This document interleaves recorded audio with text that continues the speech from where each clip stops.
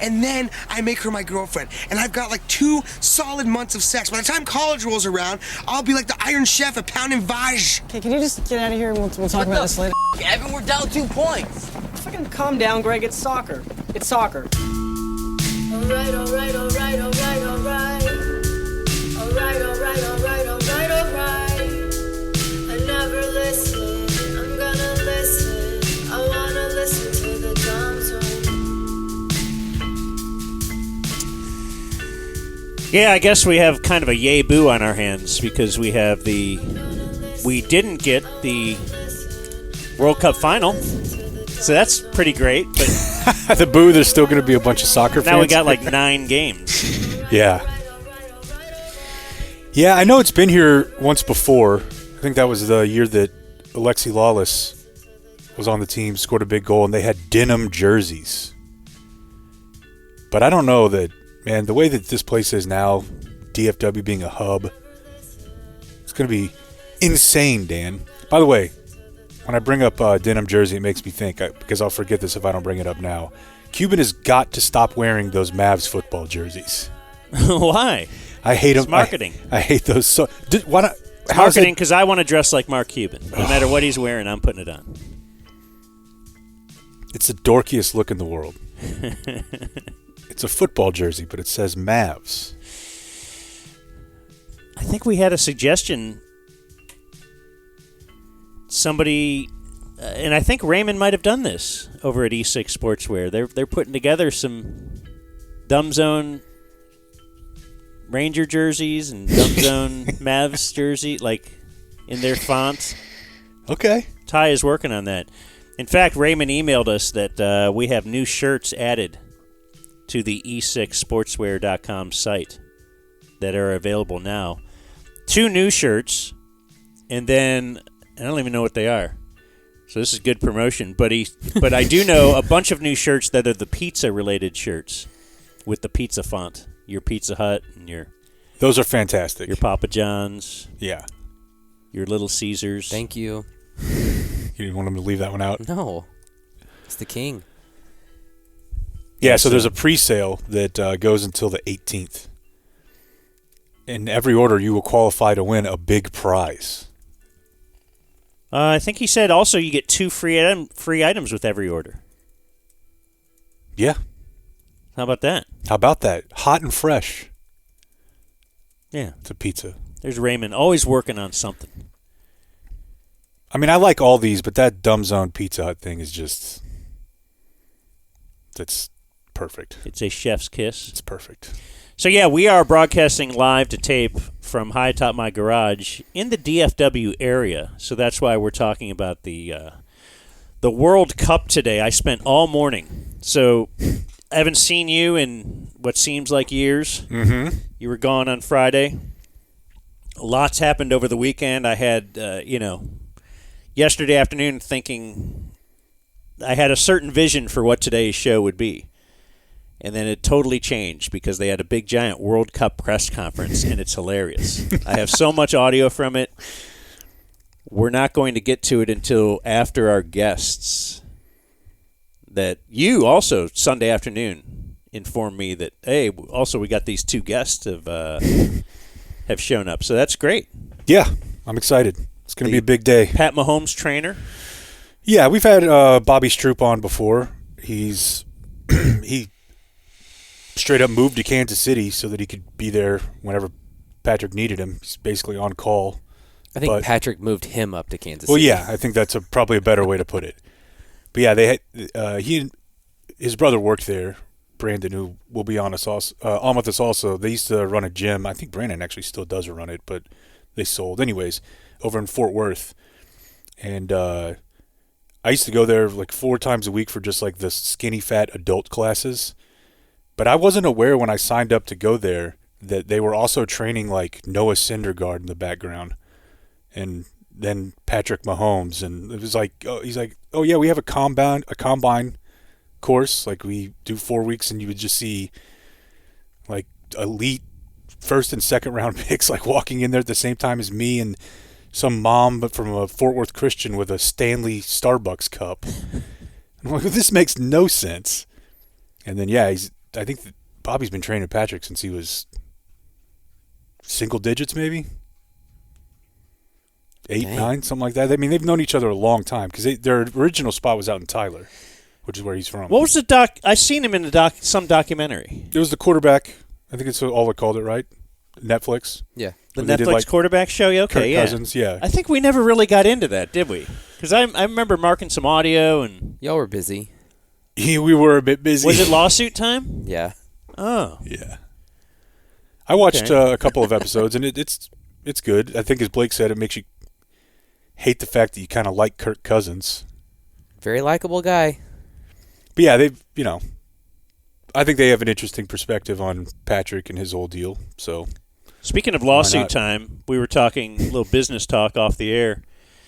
I think we're going to focus on we're taking a week off in March, but we don't want to have a week off of content. So we were talking about trying to produce extra content throughout the weeks leading up to then.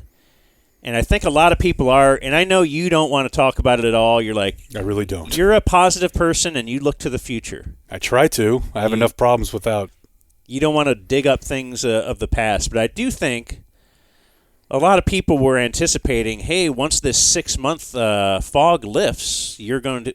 The dog just took your napkin. Oh. Literally. Moron dog? He literally. Here, boy. There's not even any food in this. You know? He likes to pick up stuff and just rip it apart. Asshole. But he's pretty cool about What do you got now? It was really funny to watch. Oh, He literally just slowly took the napkin and it was. Now he's taking your backpack. I've relived. That was life imitating art. Imitating life. Imitating life. And I don't have anything else. What do you want, the headphones now? Someone like you, Kip. Juan Gonzalez, Detroit. Maybe we weren't talking about it on the station earlier. I don't know. Well, we talked about this. As I said, we talked about this before the show, how we would handle. We've dealt with every possible scenario except for that one. I thought there's no way that happens again. Yeah. Wow, that was awesome. So yes, back to the week of spring break. Oh yeah. So we're going to produce some content that is related, like solely related to that, and put out some special shows. In fact, I think that's where our lawyer roundtable should be, because it's going to be tough getting all the lawyers up here. We might have to go to them. I would imagine that will be the case. We'll go record a show in Dallas, get all the lawyers in, the transcripts. We'll go through it. We'll look over the lawsuits. We'll talk about all the contractual stuff back and forth. We should open it up and give some people what they want. They want to know, and I think we'll do that. And even the lost episodes. The lost episodes. We need to address that somehow too, because whatever, man, right? Whatever. Remember whatever, Jake, from last week? Yeah, and I'll still be whatever, Jake, and be edgy. But I just don't want to. I'm so over all that. I know it's all anybody has wanted to talk to me about for almost 9 months now. Mm-hmm. And it's just like, geez, dude, I feel like I'm finally coming up for air right now. And then Dan calls me this morning. He's like, "Hey, I got a great idea. Let's do 8 hours on everything related to the ticket." I'm like, I get it. I do get it. But yeah. It's spring break week for most people, so whatever that week is, like the 13th, I think, of March. Yeah, that's why I'm going out of town. The week of the 11th. Okay, there you go. And it turns out, yes, that is spring break week around here, and that might mean we're going to have to get a sweater. Head to France. Mm-hmm. Oh, to visit my daughter, who's there, who went to Belgium on Saturday. Hell yeah. And I thought that's like a big trip. No, she was back in her bed that night. Yeah. Did she fly or take the rail? I don't know. Because you can fly for, I don't know. I saw her on Find My Phone. It used to be, when I was over there, you could fly country to country for like $50. Huh. And obviously it's not that long of a flight. But you can also take the train, and the train's pretty sweet. So going to Belgium from Paris is like us going to Austin? Or is it even like... You know what? I'm not actually sure, but let's see. Are you checking her location a lot more now that she's not home? No change? Just if I want to get in touch with her to see where, she's at her apartment. So maybe we could talk. But she's generally not at her apartment. Seems like she's pretty busy. Austin sounds Feels like right. I'm home more than she is. I actually wasn't sure where Belgium is. Where Brussels is within Belgium. But yeah, it's a 3-hour drive. Okay. Man, I cannot tell you how excited I am for Dan Sees Europe. The real fear I have... The content we're going to get out of that is going to be electric. The fear I have is the time change and my fragile body adjusting. That's going to be real tough for you. I do think it will be because I'm, I got trouble with spring forward and fall back. Yeah, so if we're going screwed. 7 hours difference, I mean, the advice people always give you is do not do what you want to do, which is when you get where you're going, you want to sleep. And it's probably going to be a middle of the day, maybe early morning. Probably not early morning. It's 6, whatever. Don't just go to sleep. Immediately think to yourself, I've got to stay awake until I would normally stay awake or close to it. And it's very hard. Because when you do go to sleep, you're going to sleep for like 10 hours. can you sleep on the plane? You can. That helps for sure. But I mean, some people can't do that. But just him in France. Like, I don't know. That's very exciting to me. Yeah, I need a lot of pictures. Need a lot of selfies, videos. And this is not like an insult. I think you would agree with me on this. You just kind of laid it out there.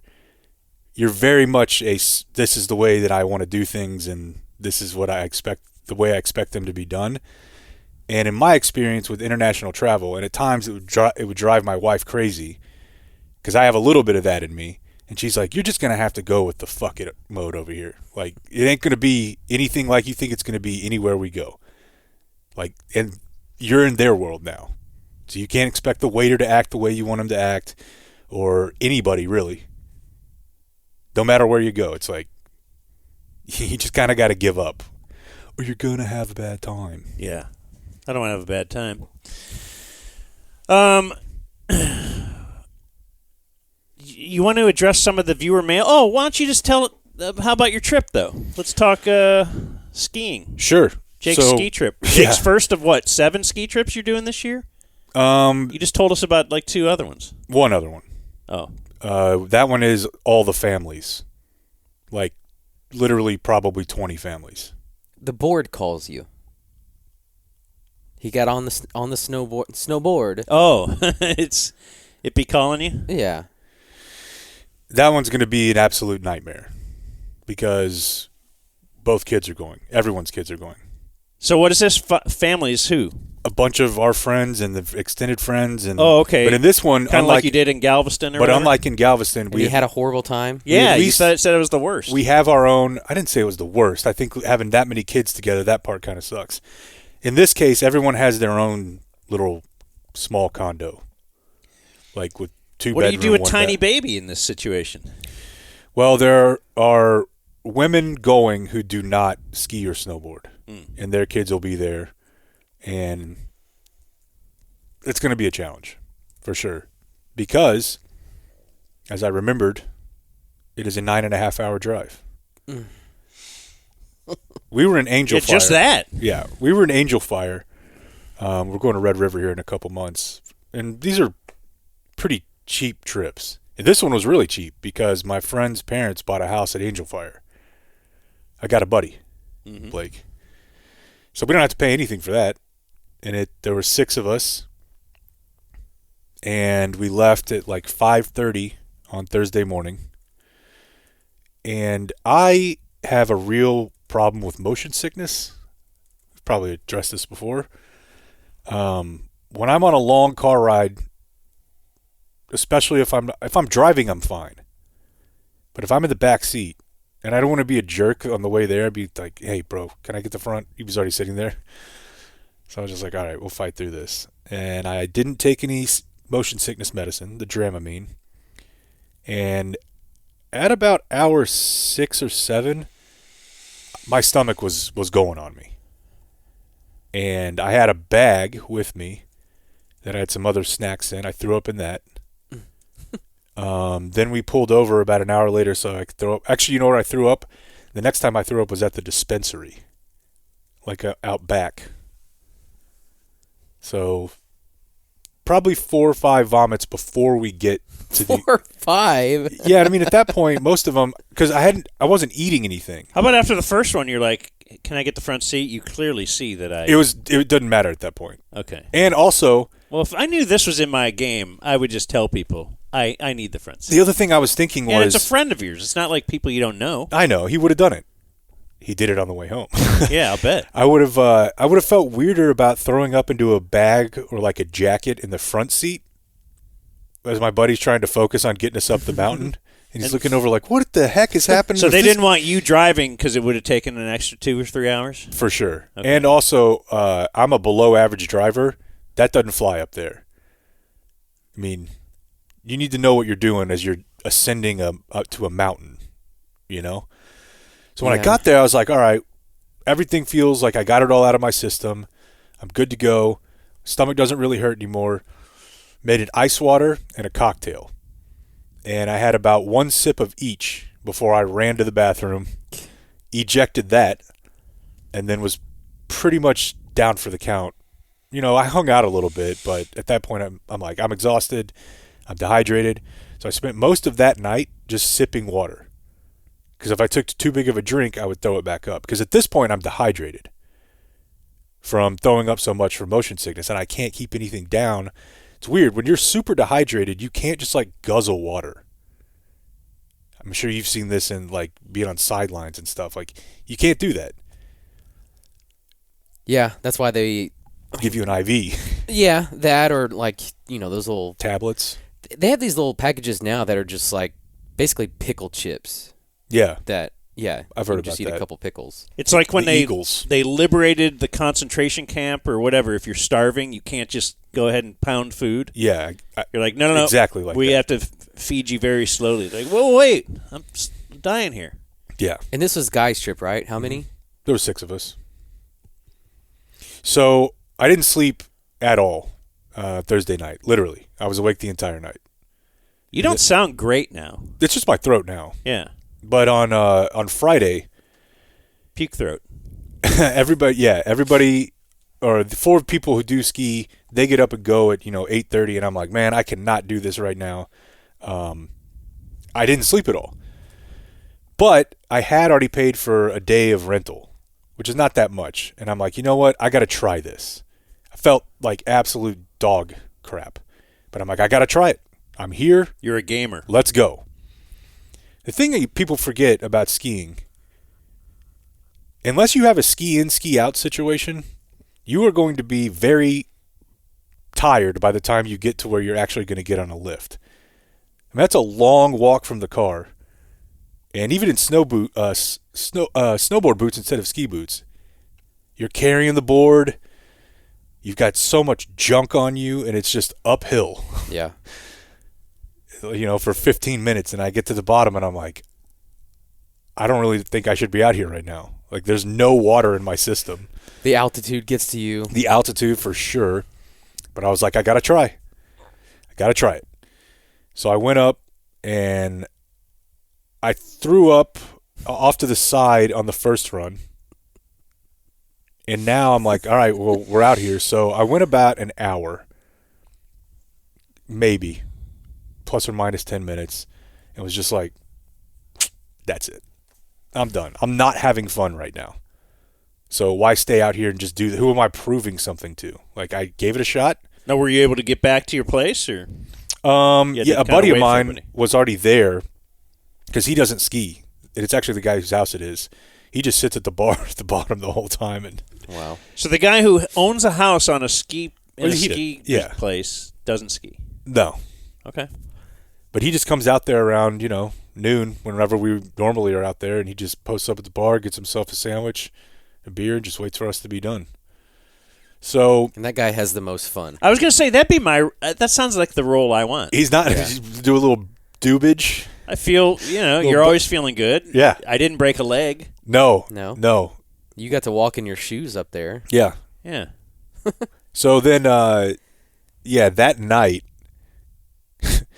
we get back to the room. We all had a beer there, have lunch, whatever. We get back to the room, and we fire up the TV, and there's like an hour of Lethal Weapon 2 on. Excellent. Left. There's an hour left, and a couple people hadn't seen it. We were like, "Oh, sit down." So we watched the rest of Lethal Weapon 2, and then we were like kind of in the mood. Is that the one where they're had him tied up and they're shocking him with the water on? Okay. That's one. Yeah.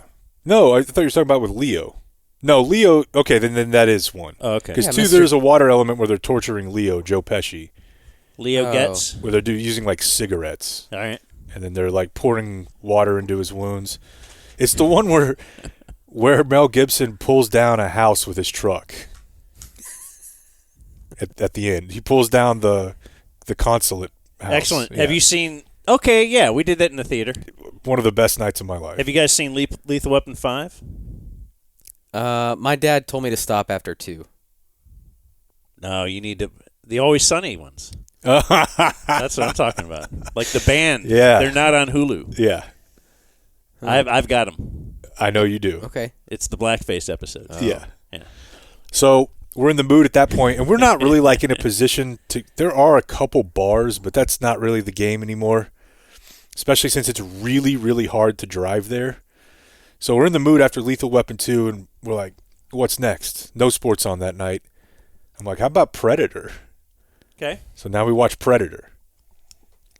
Because Carl Weathers died that day. Yes. Oh, yeah. Yes. Very sad. So where do you think we went next for a little palate cleanser? Happy Gilmore. Happy Gilmore. You didn't know that he didn't know on Friday that was Carl Weathers. Well, he was trying to tell me he was in Rocky. He didn't know it was Apollo Creed. I'm like, cool.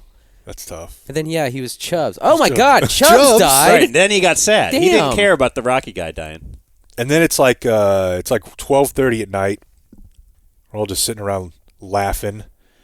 And we just got done with Happy Gilmore, and somebody was like, well, why don't we go back to action? What about Under Siege 2? So we watched all of Under Siege 2. We watched... Golly. It was a high tea movie night, Yeah. extravaganza. With a light dusting of Happy Gilmore. The next day, I was just like, I'm not even going to do it. I'm not even going to waste my time. I'm not going to pay for another day of lift ticket and waste my money. So did a little hiking around or walking around. Dude, I've never seen this much snow in my life. They got like something like 8 or 9 inches in 2 days. Like you would walk out and you would sink to knee level. Mm-hmm. So it was hard to even be outside at all. We were snowed in, couldn't leave, had to have somebody come plow it. I have memories of shoveling that as a kid. Oh, yeah. And that It's day, terrible. when we eventually did get up there and met up with people, that day ended short because I'm pretty sure my buddy broke his collarbone. Ooh. And he's the, no, I'm not going to go get it checked out type. So you're like, dude, go. There's a medical thing right there. Mm-hmm. Like, no, it's fine. It's fine. It's fine. And the funny part was, we all wanted him to take care of himself, number one. But number two, we were like, they'll probably give you something a little stronger than Advil if you go up there. And just think about the team right now. Right, yeah. They'll give you a bottle of it. Yeah. You mix that with a little alcohol, and now you'll get more when you get home. Yeah. No, but the last thing I have on this is, I think it was on Friday. Yeah, it was either. It doesn't matter. When me and non-ski buddy were trying to leave to go up there, he was like, "We got to wait like 10 minutes." There's a lady from a real estate company or like a real estate management company coming over to just walk through the house and just get a feel for it. She's the lady who will be renting this house out when they're not using it. I was like, okay, I'm not in a hurry. So she's late. Instead of 15 minutes, it's 30 minutes. Yeah. When she calls and she's like, I'm stuck on the main road. You don't get stuck on the main road. If you're stuck on the main road, you already got a problem. So we were like, all right, we're just going to go. Well, apparently she got unstuck because as we were backing out, she pulled in and parked behind us. He was just like, dude, we don't even really have to be here. Let's just go. She just box this in. She's like, "Hi, I'm such and such." I was like, "Damn it!" So she walks through the house, and now it's time for her to leave. What do you think happens? She got stuck on the main road. You don't think she's going to get stuck on a declining driveway that you have to... She got stuck. So she has no idea what she's doing. We have to shovel the snow out from under each one of her tires, like very hardcore style. Put down salt. Like a cardboard box. Yeah. Put it under the tire. And we gave it... my buddy's talking her through it. That, hey, cut it this way. A little bit of gas. And she lives there. She does live there. Doesn't she have chains? She had Texas plates, but Did she you does... see someone with chains? Oh, we had to use chains this weekend, yeah. And she's to the point where if she tries this again, she's up against like the end of the driveway. Like she's gonna, it's about a 5 foot drop, and you're gonna hit a tree. Okay. So you're like, all right, let's stop this. And my buddy's like, bit the bullet, went with the misogynist play, and he's like, "Ma'am, do you mind if I try?" First try. Wow. Got out of there. Yeah. First try. I thought you were going to end this with like a penthouse letter. Like, no, but it is funny. We all went back inside, and it is funny when you talk a little different when it's just dudes. We're waiting on her, and she called and he's like, "Women drivers." I was like, "Yeah, I mean, we really don't have to wait on her if she's not hot." She was. She was. She was. Oh. Yeah. So we were all like, we'll no stay. problem. We'll stick around. Yeah, and like she kept apologizing. We're like, it happens. Okay, so that's why you Yeah. didn't say, It's "Hey, the pull damn back main out." road. Yeah, we were leaving, okay? Can't get around the main road. You're all trying to help her. No, let me.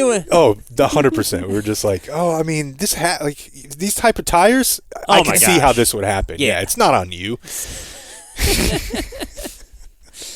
All for what? Yeah, for nothing. Didn't throw up on the way home, boys. All right. Feeling much better. Good. Okay. You look great. Thank you. When'd you get back? Last night at 7:15. How'd the Gamecocks do? We were off. This guy doesn't leave 1 minute to spare on vacation, though. Like, I got to get back Saturday so I can have a buffer day, Yeah. do laundry, all that. He's like, I'll be back at 7. It was like a 3-day trip. I mean, if you might get a buffer for a week, but you don't need a buffer for Thursday to Sunday. It's just, you're a baller, that's all. Well, And I'm not. I'm slowly dying, but I suppose we all are. Yeah. We could do viewer mail. Okay, If you have a couple things. I do. Hey everybody, it's time So, to the answer first some of thing- today's viewer mail. This was actually, as you saw, I was taking the dogs out right when you got here, and this was on my front porch, and I got no missive about it. This Tiff's Treats. Fantastic. There you go. It doesn't say who it's from. It's just a nice little message for the dumb zone. It says in lieu of a Aw. Venmo. So I was like, sweet. And I already cool. I ate a cookie Okay. when You I was did? outside. Yeah. I didn't think What kind are they? it's a variety. Okay, I might have one. Not typically my game, but I was about to say, I didn't know if I was supposed to hand it to you or not. Anti-sweets man. This had come in, so a lot of this stuff is mail. This came in a week or two ago. We're just getting so much stuff now. I'm sorry if I don't acknowledge everything we get, but we're just swamped with stuff. We got business stuff. We got 7 meetings this week now. We don't know what we're doing. And we're trying to actually put together a show every day. So I think we're just doing a poor job at all of those things. But this package came in the mail, and this is from, he wrote a lot of stuff, but it's Preston Doo-Doo Leonards. okay. His name is Doo-Doo. He wants us to keep fighting the man. And he says, open these in order, Dan, Jake, and then Blake. And I opened mine, and it is a sleeve of Copenhagen Boy, look at that. pouches.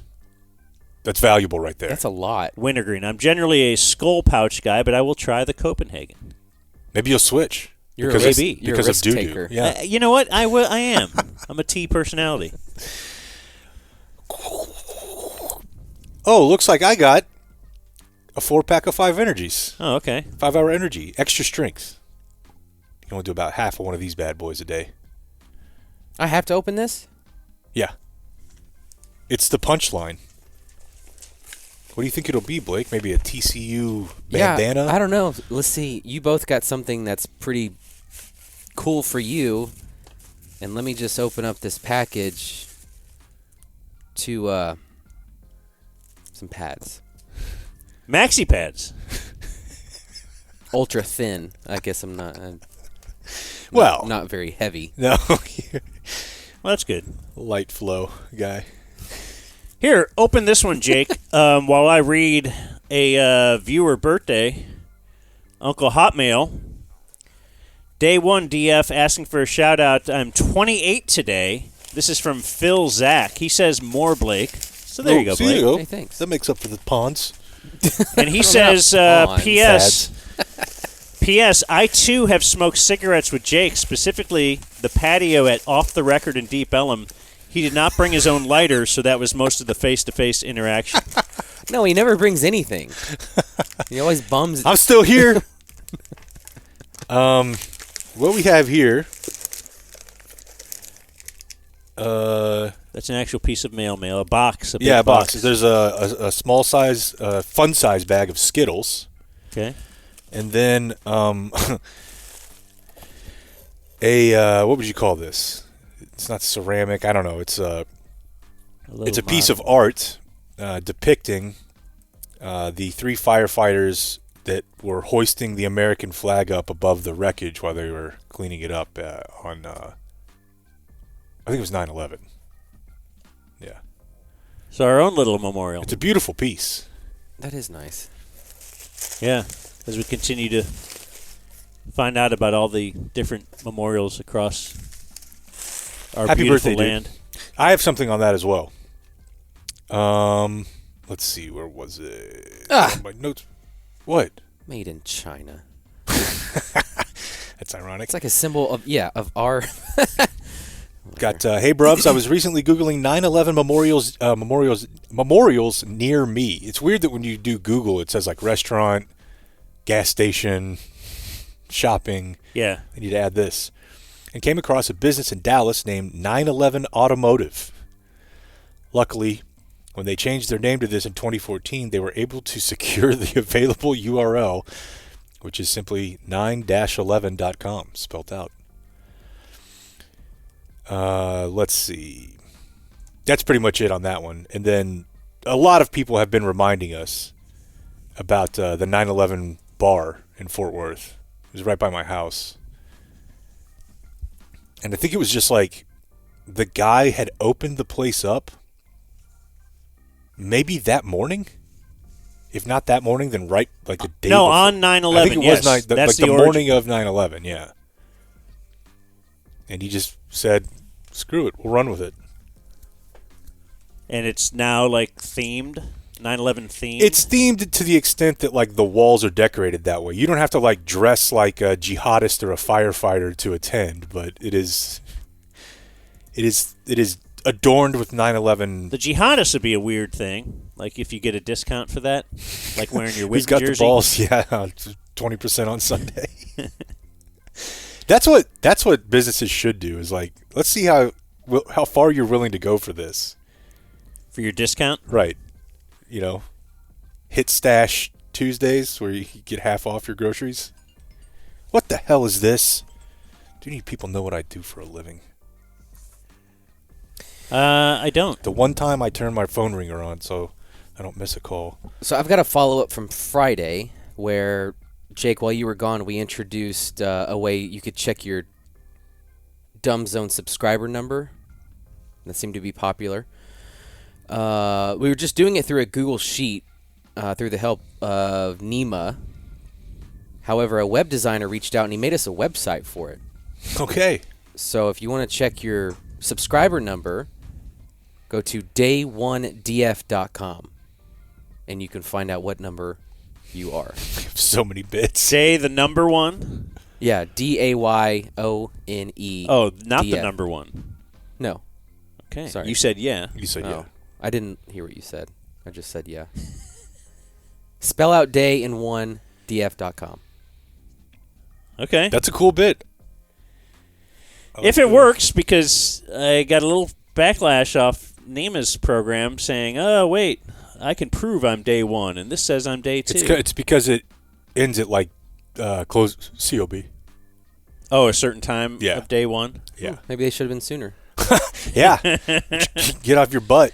We even found out who was number one. Yeah. This wasn't Clayton number two? I'm Yeah. positive Clayton was number 2. We were searching for number 1, so One of our alternating video guys? tip of the hat for you, Caleb Grady. So, you know, we're on, and I think this episode might even be on Apple Podcasts and Spotify and Wherever you get your podcasts. what's the place? Overcast. iHeart. So some were wondering, are you guys going to work for iHeart? We are now. Yeah, Yeah, we're on their app. that's true. I guess so. We're on their app. And it's very important that even if you want to keep listening on Patreon, just do us a solid. Go subscribe on one of those other ones. Subscribe on all of them. Leave a review of just cool 5 stars. Someone did reach out, and maybe we should have a review contest. Funniest 5-star review gets to sit in on a show or something. Okay. Because I don't know if you've at looked at Blake. them. Some of them are really funny. Prove it. Or have it prepped and prove it tomorrow. Okay. If we're not able to do that right now. But speaking of all that, so I was looking at the program that sends it out. There's like one website that will send it to all the different podcast things. And I don't remember if I was looking at that analytics page or our YouTube analytics page. Because remember there was a debate about that last week, Blake. You said nobody was listening in Nebraska. Yeah. But apparently there are people listening in Nebraska, but you were looking at the YouTube. Yeah. Nobody was viewing it. I don't know. So I don't know which one it is, but it surprised me here. I was looking that 99.24% of our, again, this is either listening or viewing, don't know, are in the United States. 99%. I would bet that is viewing. Because even like IJB has a 10% overseas, I would bet. But we have also had views in Australia, Switzerland, Chile, Spain, South Korea, I think that guy actually contacted us. Finland, the United Kingdom. Is that France? Is France in the United Kingdom or is no? Is the United Kingdom just England? Yeah, it's like England, You say the kingdom. Scotland. Why would that be part of the kingdom? Is the kingdom? I just It's Europe is France. what? I mean, France is in Europe. If you said Europe, Yeah. what's United Kingdom if it's not just England? It's it's what, Wales, Scotland, part of Ireland. I mean, I pulled it up. What am I missing here? Anyway, and Singapore. Scotland. Singapore. People be traveling, You man. can get caned for listening to us in Singapore. Also, I don't remember. Dude, I can't tell you how hard the internet is going to love is France and the United Kingdom. They fought a war. A big one. They're right next to each other, right? Well, They were what if- on board with each other in World War II, right? No? Yeah, that's true. Although Germany took over France, so in theory, France was against. They're right next to each other, but you got to do like the channel to get over, don't you? I've never been to either one of those countries, but you got to go underwater. You got to swim? It's an island. What are we They have doing like, under the water here? you know what? It doesn't matter. Let's. We have guests. Oh, yeah. SpongeBob doing the Super Bowl halftime show keeps making me think of Dan. Hey, SpongeBob. What are we doing under the water here?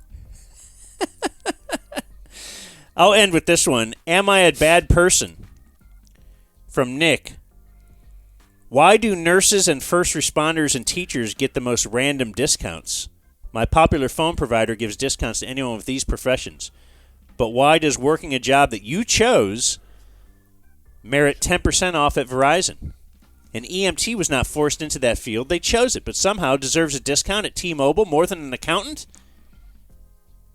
Could you open a taco truck with discounts for landscapers only? Whoa. Feels like a good business model, but nurses don't need their phones more or less than anyone else. So Nick wants to know if he's a bad person.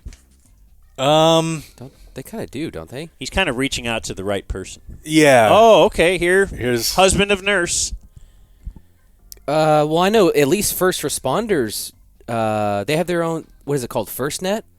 Yeah, I have heard of that. Because they need to be reached in emergencies. And if they're in a place with bad cell signal or whatever, I mean, they kind of need priority there. Well, there you go, Nick. How about a discount on the phone, though? Does that... They need the good internet, but, you know. Yeah, they probably don't need the best phone. And what's I a don't know. teacher? A teacher's going to come rescue some kid, so she needs to have the most up-to-date cell phone at all times? The only reason teachers need their phones to be humming is because all they're doing is making TikToks during the school day. All right. Well, anyway, there's today's viewer mail. Yeah, we got a guest coming up. So. All right, little dudes, great to see you out here. My name is Thumper, and I'm going to be your cool ski instructor. His name is Thumper. We're going to take it slow, take it easy, make sure everybody has a good time. Because what is skiing about? Having a good time. That's right. Now, just a few safety things to keep in mind. First of all, look straight ahead when you ski. If you look down, you're going to fall. You're going to have a bad time. Also, be aware of skiers around you. If you run into another skier, your skis are going to cross, going to have a bad time. So where's the part where we have a good time? Hey, little dude, you got some crap right here. Well, that's my face, sir. Okay, we're going to do this without any pulls until we know our two primary feet positions. To go slow, we wedge our skis together in the shape of a slice of pizza. Then to go faster, we put them parallel like French fries. You see that? Pizza, French fries. Pizza, French fries. You're listening to The Dumb Zone. No puppet. Okay.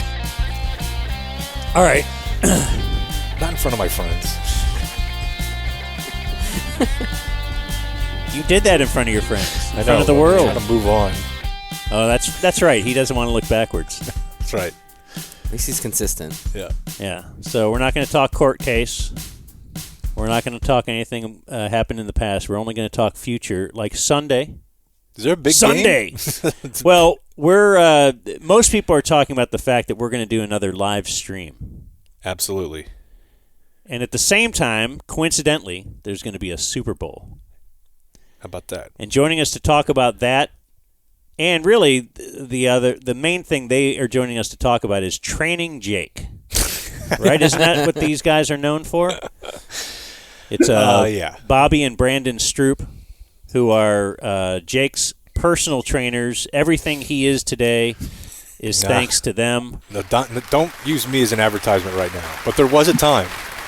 There was a time. And you're crazy. Isn't that like when my personal trainer was up here and he's like, no. Don't Don't publicize He only it. comes in once a week, maybe. Yeah. No, but yeah, we've had Bobby on the show before. Brandon is probably my most frequent text friend, where we just complain about life. I don't even know what I'm doing here. I don't know why I'm on here. I don't train anybody. I'm just usually, like you are, introduced as someone's brother, but Yeah. here we go. We're shared bond. I really think that is why we've bonded so much. Is that I'm like, yeah, I don't know. Famous brother? And like just freak athlete brother. Not to say that Brandon was not a good athlete, but it's just at some point you need to find kindred spirits. But Bobby used to own APEC. Brandon still runs APEC. It's a gym out in West Fort Worth. It's an awesome place. They train kids. They train. The most interesting thing I thought whenever I first started going there is I wish someone would have taught me the proper way to run when I was like 6 or 7. And nobody, I mean, they're like, just run, you know? And you develop bad habits, which are very, very, for me, were very hard to break. And I actually felt like When I learned how to run from them, I was faster than I was when I was like 18 because I just learned how to do it. It's a weird thing to watch like 7-year-olds learning how to run, but it's an invaluable skill. I think it makes sense, but I mean, in hockey, you learn how to skate first. When you're on the swim team, you have to learn how to swim, and then everyone. You wouldn't believe the amount of resistance that we get from coaching speed and things like that, because everyone's like, it's just you're paying someone to run. I'm like, why would you not want to learn how to run? It is weird. Every sport that you're standing up. But we're frauds because we're trying to do speed camp over here, and yet every other sport in the world you learn how to do the fundamental skill first. So how Jake mentioned like when you're 6, are people bringing in 6-year-olds to train?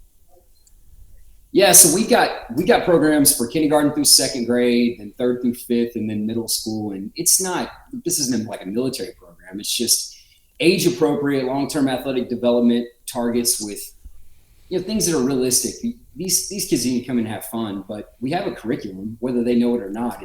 There's loose bullet points and things they've got to do and learn, and things look a lot more like animal crawl patterns, different movement things. Because when you're young, you don't necessarily need to run like you run when you're older. There's formation of the foot and different things that got to happen, and so all these nerdy things. But really, it's more about just getting the body to grow and neural pathways and things like that. Brandon's job is to get people in the groups, and then our job is to have the right training for it to work. So, now we do get the parent that'll just say, "Hey, I need someone that needs to train, like Patrick needs to train. They need a quarterback coach. Who do you recommend for that?" And we go through the conversation, and then at the end they'll say, "Oh, he's 7 years old." And I'll say, "Well, you need to go home. You need to leave me alone, and we don't need to do that here." There's a good way to do that, but there's also a lot of people that reach out thinking they need 40 hours of quarterback training at 7, which is just not what we're going to do. Yeah, that's what's interesting about the Patrick thing is I imagine it's been great for business, but also brought in a lot of people that are really annoying as parents. It's not really that good for business. This is a crazy thing. I think Dan might like this because it's interesting, and I've heard a lot of his business talks. But basically, when you have somebody like him, it's really polarizing because there's 2 things that happen. One, there's a group of parents, especially mothers, that will say, well, if they work with this person, why would they care about my kids? So then you lose that whole population of people that think that way. And then the next thing is, I want the same attention that he's getting, and if I'm not, I'm definitely not going there. So that's another population you completely lose. And then if someone has this type of personality where they feel like they want to be, competitive with someone like Patrick, or they're on the track that they're better than him, then they really rival you and don't want to come to you. And so I don't think that it's really that good for business because and I know it isn't, because if we look at our numbers, we had guys throw perfect games. We had, all-stars. We had NFL Pro Bowlers, Super Bowl champions when Patrick was in middle school, before he played anything. And that stuff doesn't move the needle more than a couple percent, and it's only for a month or so because the people that are into that their IQ to where that brings them in, we're not a good product for them because we're not going to do the same thing. These things aren't realistic as far as time investment, and it just ends up not really moving the needle for the business. The only thing that works is doing a good job for people that. A better product for us is a kid that couldn't get off the bench, and then all of a sudden the parents are like, "What did he do?" Because nobody thinks that what Patrick's doing has a huge correlation to their own kid. And so Brandon could probably speak more to it, but it really doesn't help. I turned into a bouncer when he's in here, so we've had people hide behind the car and wait for him to get done training. There's pickleball athletes that'll come in and tell me they need their program signed, all kinds of crazy stuff. Breaking in the facility to shake his hand. I'm like, what does that do for you with your hand? But logistically, it creates a few issues for us with that. You got to keep it a secret. You kind of want to keep it under wraps so he can come in and work and do what he needs to do because he takes the work seriously. And then the only thing I get to do is make his shakes when he's done. So that's kind of where I fit. when did Mahomes start with you guys? How old was he? He was 9. He was really young. Wow. And you don't look that old. How old? How old are you? I'm 43. Okay. And I guess I forget Patrick Mahomes isn't very old either. No. Yeah, he's 28. Yeah. So. He's just done so much. And I saw you on the we were talking earlier. What's that documentary? I think it's just the quarterback. It's called Quarterback. Yep. The Netflix documentary, and just I guess talk a little bit about maybe some of the different things. It just feels like you have some different. Would you say unorthodox training with him? Yeah, I think it's out of the box, and I think some people kind of regard me as a bit of a pirate in this whole thing. I don't really fit with the therapists or the trainers, and it's a little bit different. But I think more than anything, since he's my primary focus, it's watching how he likes to play the game, and we've got to come up with ways. Like I'm not going to change the way he's playing this thing, so I've got to come up with ways to safeguard him or give him any type of tools that I can to continue to play it the way he wants to. And so I've had to learn the hard way about things that matter and things that don't with him. And there's a lot of things that are really unique to his body and really unique to his style of play that if I don't touch on it on a weekly basis in the season, then he's at a lot of risk. And so a lot of the things that you saw, the entire Netflix, production team probably showed up 20 to 30 times randomly. And some of these times it's 5 a.m, sometimes 2 p.m, or late at night. And those weren't scripted. That was stuff that we were doing. I mean, we made a decision, like, we're not going to do anything for the camera in this thing. We're just going to do what we do. And if they get something that is going to be relevant, that's great. But, all those back bends, all those crawls, all the different things he has to do with his feet and the stretches, those are routines that if he doesn't do it, you can really see the difference on, how he moves and how he plays. And that's how all that stuff came about. It's not just something like this is what we do. It more or less is, a lot of that was reactive to things that we had to do to either rehab him at certain points or it was a guess at preparation for how he likes to do things. Speaking of the rehab thing, I mean, it must just be constant having to keep him right, through the season. It feels like he's able to do what he does because he's able to fight through injury at such a high level. I mean, how often do you guys work? Like, is it dependent on how his body's feeling, or I don't know. It's interesting to me how to get a quarterback through an entire NFL season. Yeah, the off season's easy because you're 5 days a week, unless he's gone or out of town, and then you plan to work him harder in those spurts where he's going to be missing. But in the in season, we generally schedule, if it's a Sunday to Sunday week, we're going to have an A day, a B day, a C day. So that's going to be your Monday, Tuesday, and Friday. That's going to be, if everything's perfect world, that's what we're doing. Now, when he's hurt, all bets are off, and we're going to do as much as we have to do, anytime that we need to do it to get him ready. Like last year was a nightmare. I mean, it was an MVP season, but, he had the first game, he had a high ankle sprain on the right. Then he had an MCL sprain. He had a fibular upslip, which is like not technically a fracture, but it's pretty intense. Then he had a fractured left wrist, which no one knew about and couldn't. I mean, it was on the injury report wrist, but it was a big problem in his non-throwing hand. He had a neck issue. Then he got hit by Bosa, and he had a back issue. And it was every week. It was a challenge to be able to sprint full speed by Friday. And then you get to the playoffs, and you guys saw what happened. We couldn't really keep that under wraps, and that was around the clock, 2 times a day. And we knew we had to hurt him more physically to get him ready to play, and we knew we were going to have to fix it in the off season. This year's completely different. He has not had anything, knock on wood, that's been a problem. It's been, there's been other problems that everybody can see, right? But it's been a way different season from a physical standpoint. It's been a dream. It couldn't be better. I mean, right now and in the playoffs, hopefully you can see it, he's feeling great. His body's light. He's healthy, and he has never been this healthy in a Super Bowl. So it's a contrast to 2 different years, and a lot of that's luck, and a lot of that has to do with the offensive line and the play calling, and Patrick being more aware of what to do with the ball. And even if you're in a situation where you're losing a game. So it's been different, that's for sure. All right, when you mentioned high ankle sprain, that triggers like a memory of mine, and if you know me, then you know that's shaky. So was that the injury against the Browns when they still ended up winning with their backup quarterback, and people saying he shouldn't have been ready in a week? Was that what he had? Was that a couple years ago? That was 3 years ago, and that was when the guy twisted his neck. It looked like a UFC move, and it basically gave him. He kind of went unconscious for a second. It wasn't a concussion; he got choked out. That game he had to come out, but he also broke his foot in that game in the first quarter, and so that was a mess. And the next week he played, and everyone was up. Well, he had a concussion. We didn't have a concussion. He got choked out.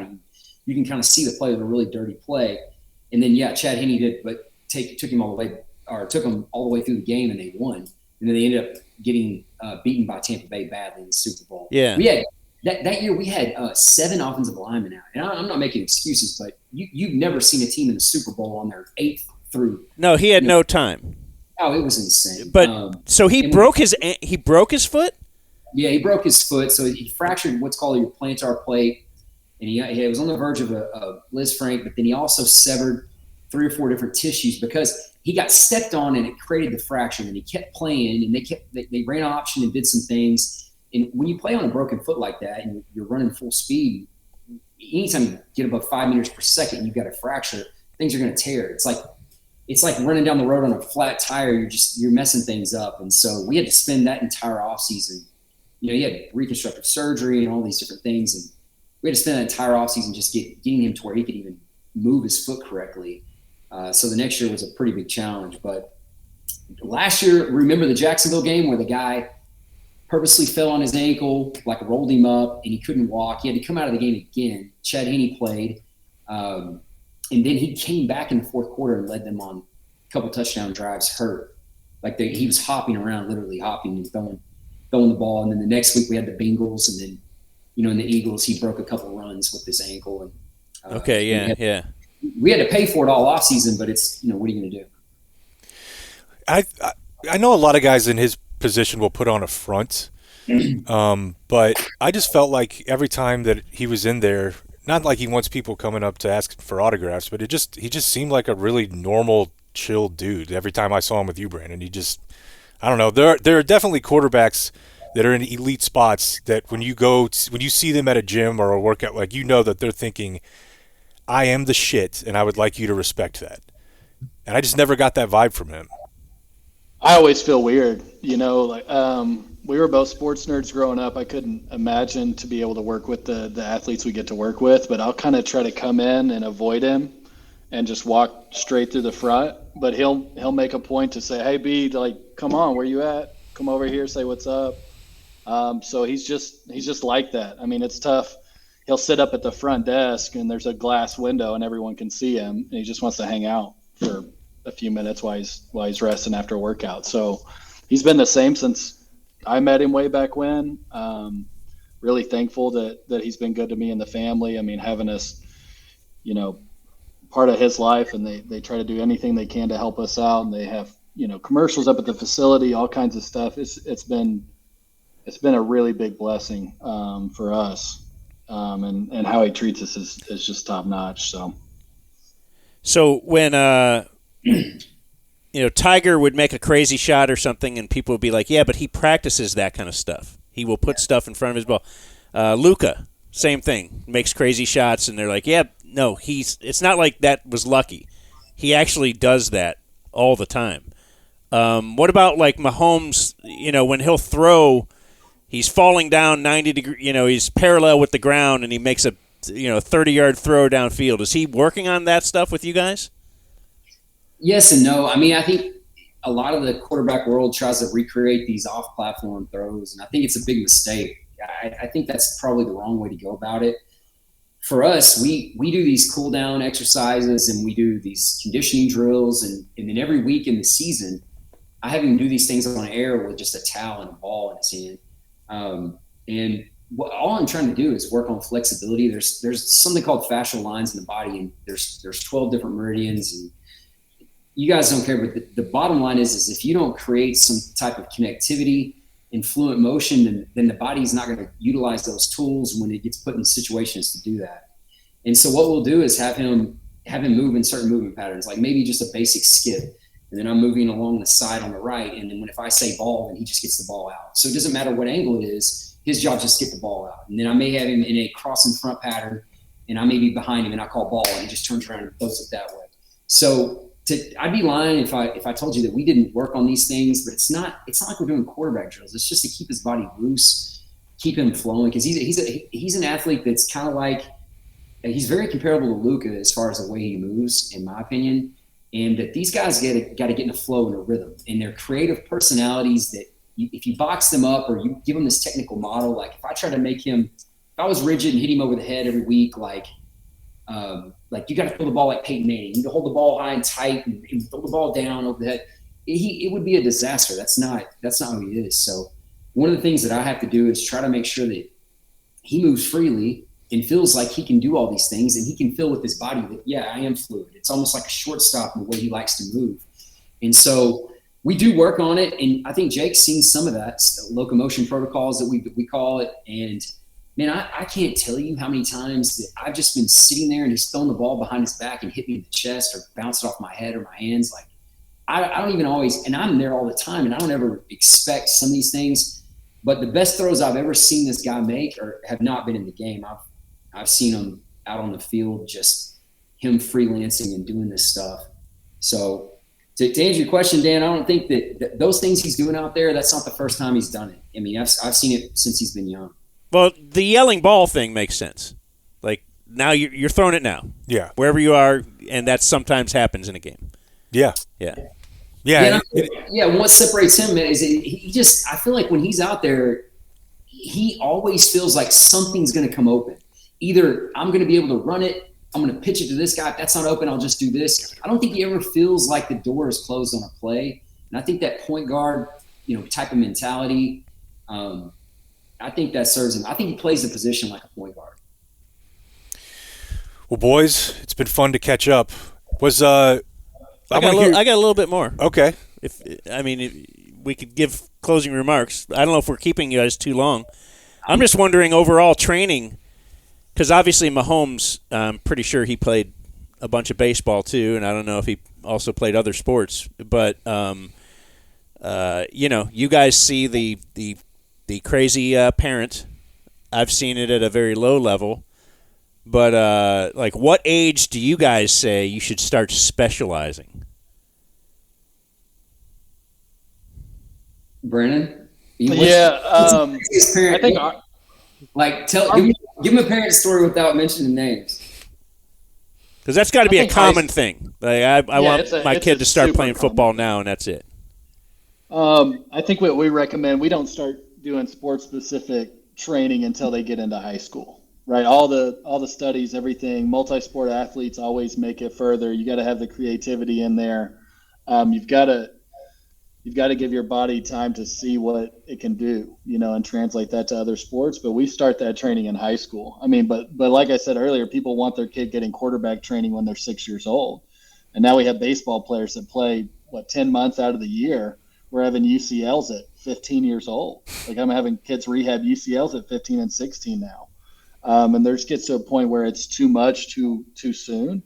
And you got to let kids be kids. I think what we fight a little bit is that, when we were little, we would just go out in the neighborhood. We're from a small town. You're playing sandlot baseball, okay, or you're playing basketball that day. You're playing out in the yard. I just don't think kids get that kind of interaction and play those sports that way anymore. I think you make your own football field, the trees at the goal line, and the driveways the goal line. Yeah. Yeah, we were battling out there. Bobby's friends were beating the hell out of me. That stuff was happening from when I was young. But I just don't think kids get that exposure. So they'll just, hey, this kid, he likes doing this. I'm going to put him in this, and he's going to do it all year. Yeah. So that's not super healthy. And get burnt out. How about? I don't think they should specialize till their junior year of high school. I think some girls, maybe their sophomore year, the gymnastics track is early, but there's plenty of evidence. I mean, we have seen, I don't know, at this point, 180 athletes make professional sports and 6 different sports that we started with a lot of these kids in 4th grade, 3rd grade, and the majority of them don't specialize in that sport till they're sophomores or juniors in high school. And a lot of people will argue with me, and I'll tell them, that's fine, but you haven't seen it. We've seen like 50,000 athletes. So I can tell you you're wrong. I can say, no, you're wrong. I've seen girls go play Division I that never played the sport, never did select anything. And I just don't buy the specialization thing is kind of, in my mind, it's a fear of missing out thing. And there's no research that says that it's effective. The 10,000 hour rule thing, that was a violins, and it's all just completely misguided, and I don't think it's necessary at all. I think you could even say about the 10,000 hour thing and not apply it to one specific thing, but apply it to learning how to use your body, which will be applicable in any other sport. So it doesn't have to be 10,000 hours of basketball, baseball, football. It's just learning how to move your body. And that's not just mean like, oh, you're going to get ripped. Look at Patrick. You just want to be able to move your body, and be bendy and flexible. And to me, that's what I think what they do. What I think about what they do is so cool is that is what they do with those kids. What about? What's that? Go ahead. Well, I mean, when you're young, and you think about this, like your body is building a map, right? And so the more diversity and variability you have in the sports you play or whatever you do, you're building a bigger map structure in your brain for your body to be able to navigate. Well, if you only play one sport, I mean, you're building a very, very, very narrow set of roads to one place. And it just doesn't end up working out, because the way that the neurology works and the brain works is wherever you've been is kind of where you're going. And the more places you've been, even if you weren't good at it, it just creates more opportunity and more ways to solve other problems. And so I try to tell parents this, and they'll argue with me, and I'll just say, like, it's fine. You don't have to, like, we're not the place for you. I mean, I'm not going to do football training with a 7-year-old. I'm just not going to do it. I've never done it. We've never done it. We're not going to do it now. And the movement, conquers all. The more ways you can move, the more problems you can solve. It doesn't matter what you play. And I think that's a really hard concept. And when you're a parent, I got 2 daughters. It begins to be harder when you're having these conversations with them and all their friends are doing all this stuff, and you guys have been there. But it just, overwhelming evidence that it just doesn't work to specialize. What's your involvement with Patrick's or just everyone's nutrition that you guys train? We're not licensed nutritionists, so we can give advice and we keep things conceptual. With Patrick, I'm really involved with his nutrition, and he's got a chef and all of that. But what we generally do with kids is give guidelines like, hey, how much water should you drink? And it's half your body weight in ounces. So helping a kid with that, we know how much most kindergartners weigh. And so we start telling them this many bottles a day, and then we make them repeat it, and then they have to go home and tell their parents. And then things as simple as eat 3 colors every meal, which is, it sounds like not a big deal, but you start giving kids principles instead of telling them what to eat. And I think it helps with their decision making. So that's where we start with it. But with someone like Patrick, I mean, I know we got a lot of publicity this week, and probably not in the ways that you would want or he would want. But I will tell you, and I would challenge you guys, like, name on your hand how many Hall of Fame pitchers and quarterbacks that were ripped and had a 6-pack, and you're not going to get to 5. And there's a reason, because anaerobic power, being able to repeat that, having that endurance, and being able to sustain that type of really, really forced transmission, forced conduction. If you don't like that, it's your body part, period. And there's overwhelming evidence of that too. So for Patrick, I need his body fat to be at 13 to 15% in the season. In the playoffs, I want to dip down. You got to take risk in the playoffs. You run more, you get leaner. And why? Because you only have 4 games. So those things are calculated, and why it may look to that idiot on the Colin Cowherd show that there's a big problem and we're negligent. What it really means is that this guy's got to absorb a lot of force. If you're going to take hits from somebody that's 250 pounds running 20 miles an hour that you don't even see, if you don't have fat, you're going to get hurt. I don't care what anybody tells me. I've learned this the hard way. And look at pitchers. There's a lot of pitchers that are 220 pounds, that 5'11", and if you drop them down to 180, their arm tears up in 3 months. I know this because we've done it. We've had teams say, hey, I need this guy to get lean. They get lean, they blow their arm out like in 3 months. And I've just learned that the body needs body fat. I went back and studied a lot of the old gladiator type of era, and a lot of those guys were big, and they were big in the sense that they had body fat and they could sustain a beating and they could keep going. And I think there's merit to that. It starts with that, and then it ends with the evidence that we have with quarterbacks and pitchers right now. That's that's good. You need to be Luca's spokesman at the beginning of the season when he's like, look, I need a little of this. Basketball's a little different. It's a little different. Do you have Taylor Swift's number in your phone? All right. First off, no. Okay. But if I did, I wouldn't tell you. Oh, okay. But it is very funny though that his wife was like, she was an intern, right? Yeah. Like when I first started there, I'm walking in at 5 or 6 o'clock in the morning, and there's I guess she's kind of there to like make sure you're not coming in if you don't work out there, and then help them throughout the day. And I'm like, hey. And now she's like friends with the most famous person on the planet. She loves Brandon. I mean, she loves Brandon. They both do. Neither one of them enjoy their time with me as much because I'm the one that's on them all the time.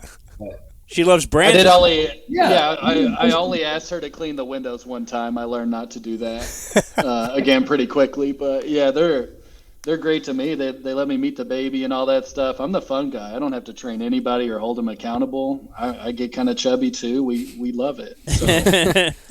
And this is my last thing, I think. Did Jake catch a pass from Patrick Mahomes? Because he says that about every 5 minutes or so. He'll tell me. I saw it. How did you not see the video? They think it's like AI or it's doctored or something, I'm sure. But yeah, you could do anything with it. Not only did he catch a pass from Patrick, it was I think he was running backwards and turned around. Yeah, you never know. Yeah, and then you caught one from Jalen Hurts as well. No, it was why am I blanking? Not Shane Buechele. Sam Ellinger? It was Ellinger, yeah. Yeah. I thought Jalen was there that day. I don't remember, but yeah. That was cool watching. That's kind of like the stuff Bobby was talking about he does with them. Like he's out there on it's like a little side field and doing crazy stuff. I once dropped a pass from Stephen McGee. That's my claim to fame.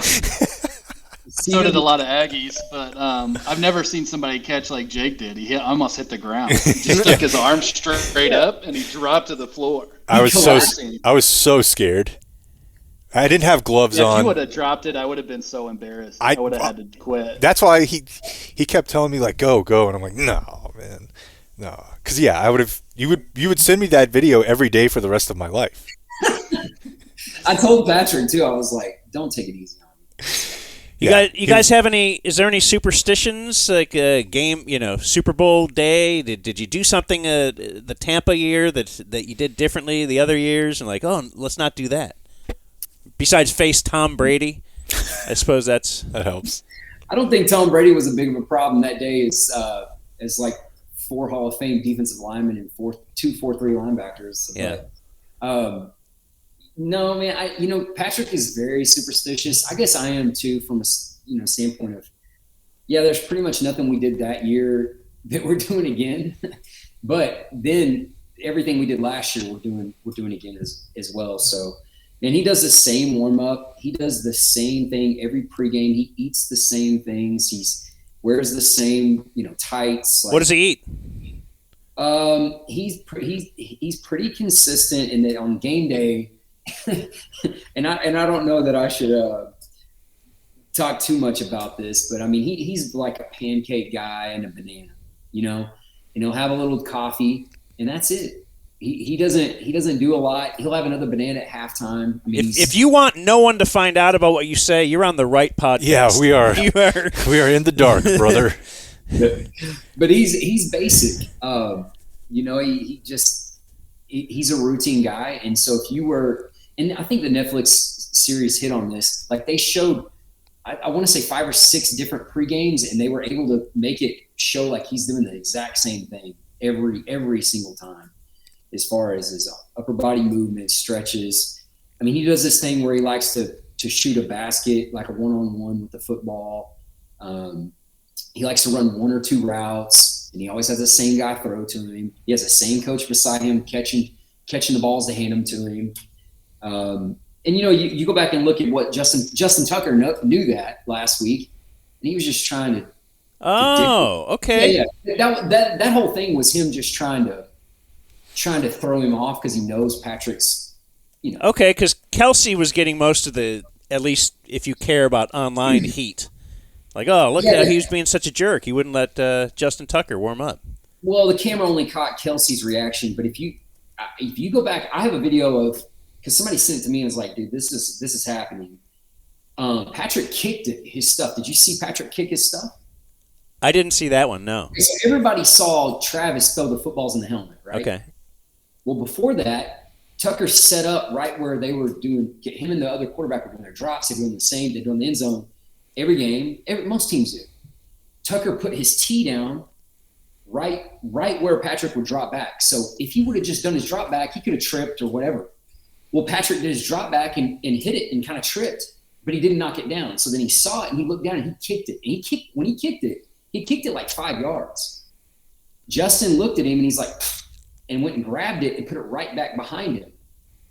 Well, then Patrick grabbed it and threw it. So that happened first.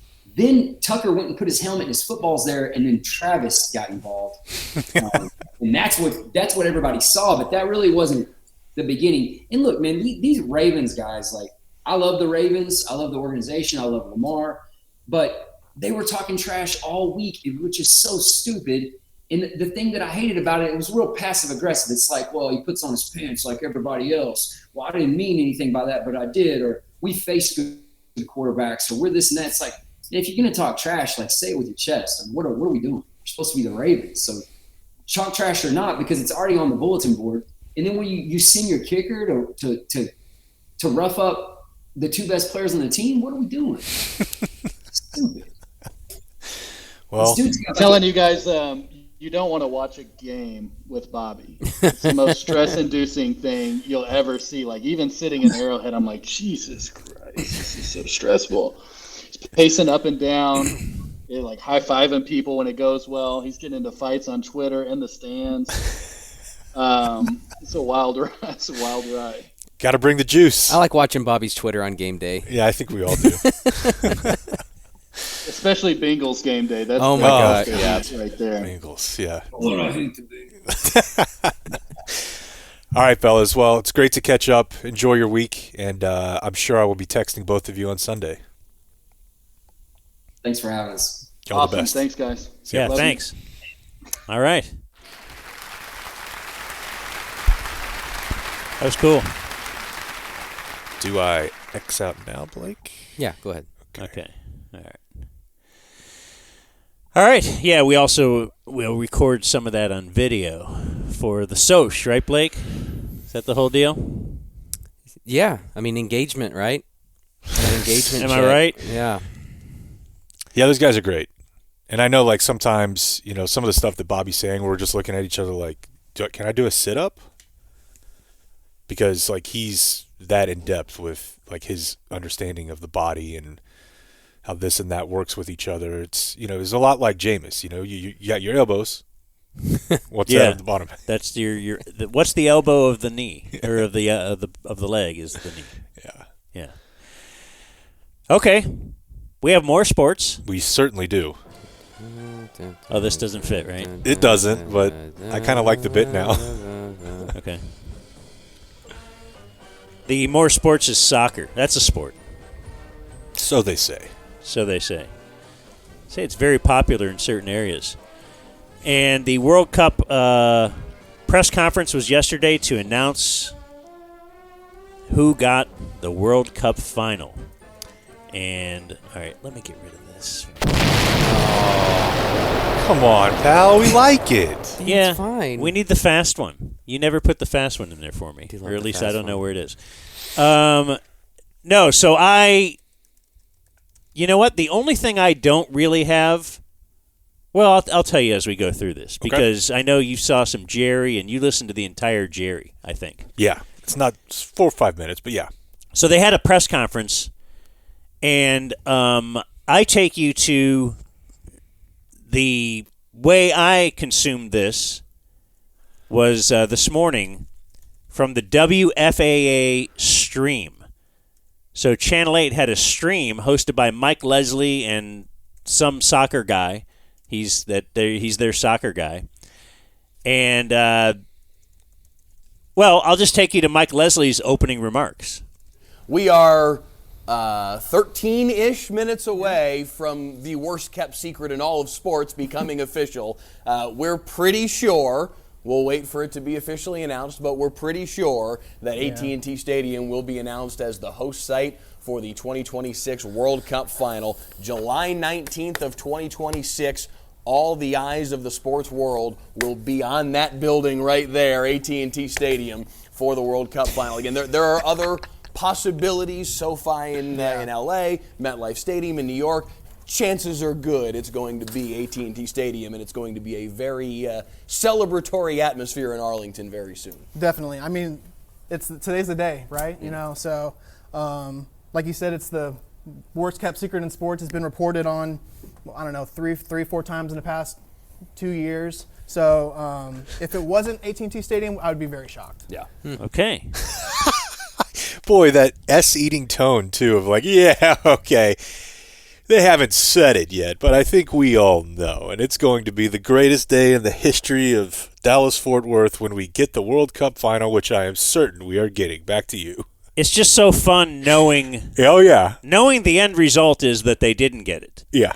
This is gold. And that everybody is so disappointed. But as they're leading up to the big announcement, and they're thinking they're 13 minutes away. I don't know if he said that in that cut. He but did, that's okay. So 13-ish. 13-ish. I don't think we found out for over an hour from when he said that. But this is so they were throwing it to different news packages as well to kill some time, and they threw it to a news package where they were giving you an old familiar song. But getting the maximum number and the final, well, that'd be a massive boost for North Texas. The Dallas Sports Commission compared it to hosting 8 Super Bowls. 8 They Super say it Bowls? could create up to 3,000 No jobs way. and have an impact worth $400 million. I love it. Did not Every make time. $400 million. Every single time. And you never really learn until, way after the fact when they're like, no, it actually, you know who it did? It made $400 million for like this guy, like Jerry made, right. But like as far as like that money coming into the community, right? Like the guy and just being spread around, that's not the way that's going at all. Like the guy who owns like the chicken restaurant across the street just walks out and throws a pile of cash in the air as business owners everywhere celebrate. Yeah, that's how they snow us. Well, yeah, I mean the local Arlington businesses like the Walmart across the street and the Canes there on the corner, and you got. Okay, at least they're not the Cowboys, although Walmart kind of is. Let's continue to tease what's coming up. Again, we are standing by waiting for news to come down. It's been reported 3-4 times over now over the course of the last couple of years that AT&T Stadium in Arlington would be the host site for the 2026 World Cup Final. So if that's not the news that is revealed over the course of the next 10-15 minutes or so, it would be rather shocking. Yeah. So now we're like we're 20 minutes in, but he's still saying 10, 15, I don't know. Like, stay tuned, stay with us here. So I'm sure you guys have known this for a long time, but I wasn't made aware until the Rangers parade about the local news people that have to go unscripted. Yeah. And the comedy there. Well, that's just what like we're getting into here. Constantly resetting. Yeah. Don't really know how to end my sentence here, but just stay tuned. I feel like you must have, but you don't. You didn't see the sheet I have, but that is a perfect segue into, I believe, what's coming up this next cut. For somebody like you, as big a soccer fan as I personally know, what would this mean? Well, that guy makes for me Blake sound personally, like I'm Sly just super Stallone. Back it excited up. that, Hey. I'm sorry. You know, Hey. Yeah. Big For soccer somebody fan. like you, as big a soccer fan as I personally know, Yeah. what would this mean? For me personally, I'm just super excited that, you know, I've always watched the World Cup, you know, as a casual sports fan. I didn't really get into covering soccer as much as I did until I was working in Austin and Austin FC. came That's the about. biggest soccer fan you know? I started covering Hold on. soccer at MLS. You know. Hold on. He went out on the limb to say he normally watched the World Cup. As a casual fan, wouldn't the biggest soccer fan, like for me, I would say like Peter Welpton or Andy Swift. Yeah, they take trips to England Yeah, and they've every been like couple living, years. breathing, and dying with it since they Right, were I probably grew up. 5 years I was old. I was really into. Yeah, You know, this my guy's dad, like, well, a job made me start watching it. So I So did. I kind of like it now. International, more feverishly, but you know, just and like I said, I was 2 years old whenever when it came here last time. So I don't remember it. Yeah. And this is something that will be cool for me personally, soccer fan. You know, I want to, you know, be here to cover it and just enjoy it, all the festivities that come around it. So it's going to be, from what I just learned there, it's going to be kind of cool for this guy. Kind of. Otherwise, I mean, unless I'm busy that day. I mean, I'll watch probably. I don't know. If I have laundry, then maybe skip the game. All right, we're still kind of reading the tea leaves, and we're still teasing ahead here. FIFA confirms Dallas will have 9 games. FIFA, okay. So there's one more. There's one more to be had. I wonder what that one's going to be. Where it might be, what it might be, But what it might be. And that makes sense because if you think about it, the way that they've laid it out, there's 5 group stage matches. They've done two group of 16s, and then a group of 8, and so then they're not going to give them a semifinal too, because they want to divvy it out. Right. And so that, in my mind, that would open the door for the final to be Jerry World. Who could it be? It's pretty much all laid out there in front of us here. We're still just kind of waiting. Mike Leslie just dead set. He is very sure that it's going to be Dallas, and he just wishes it would happen. Gianni Infantino, the FIFA president, confirming just a moment ago, Dallas will host more matches than any of the other host cities for the 2026 World Cup. 9 of the 104 matches in total. It wouldn't make a whole lot of sense for the site to host the most to not host the final. Why? Well, there you go. Why would that have any bearing on it at all? If you already have the most, yeah. Like, why would it make any sense to be like, oh, okay, well, let's just give them another one? That actually would make sense. Like, you tell the city that's getting it, like, hey, you're only getting 5, but you're getting the big one. So we teased, the next 13 minutes when we started? Yeah. Ish. Right, Blake, thank you. Let's fast forward 55 more minutes from that. Because we're here. Are we bumping up against Young Sheldon or something? We're here. That's CBS, and you know that. New York, New Jersey gets the Really? final. Wow. Wow. Shocking. Wow. You probably just heard it reverberate across our newsroom. The final will not be You can only in hear you Dallas. guys. It will not be in Arlington. It will not be at AT&T Stadium.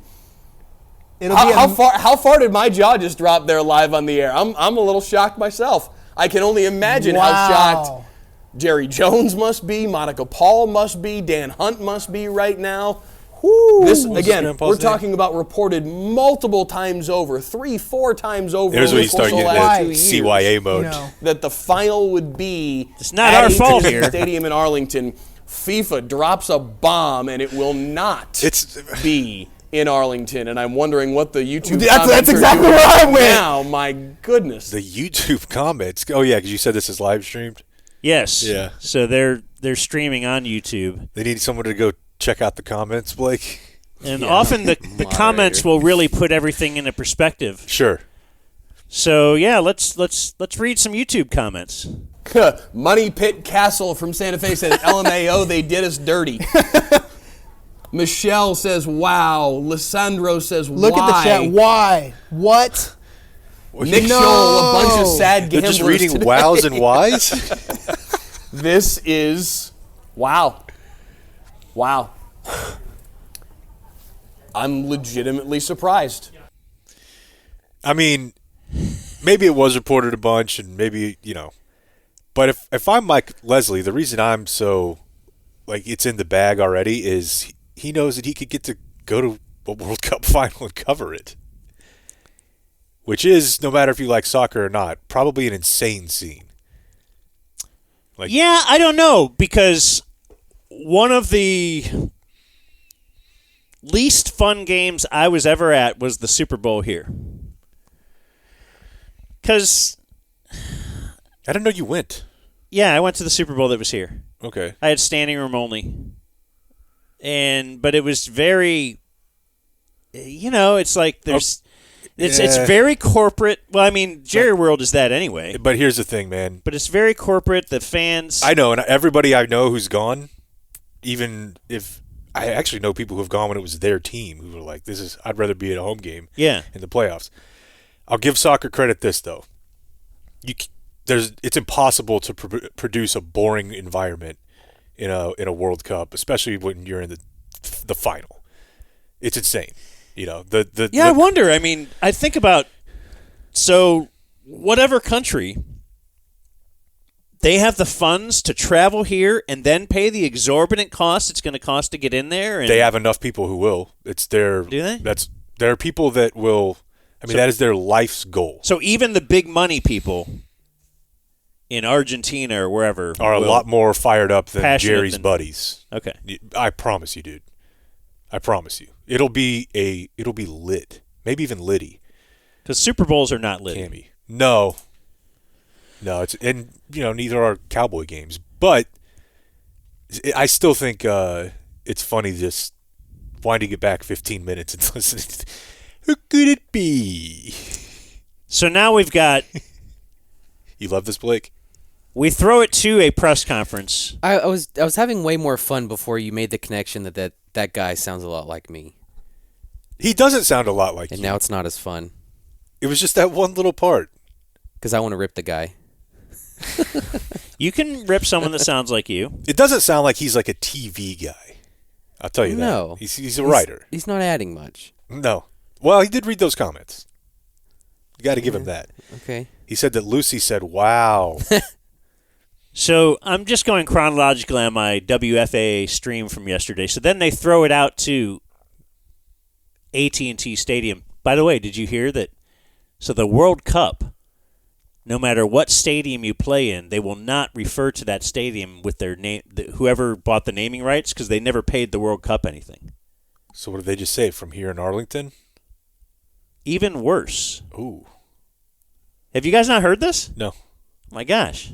Well, go ahead and I'll tell you. I think I know where you're going. They're going to call it Dallas Stadium. Yeah, okay. I know that's the part that everybody was.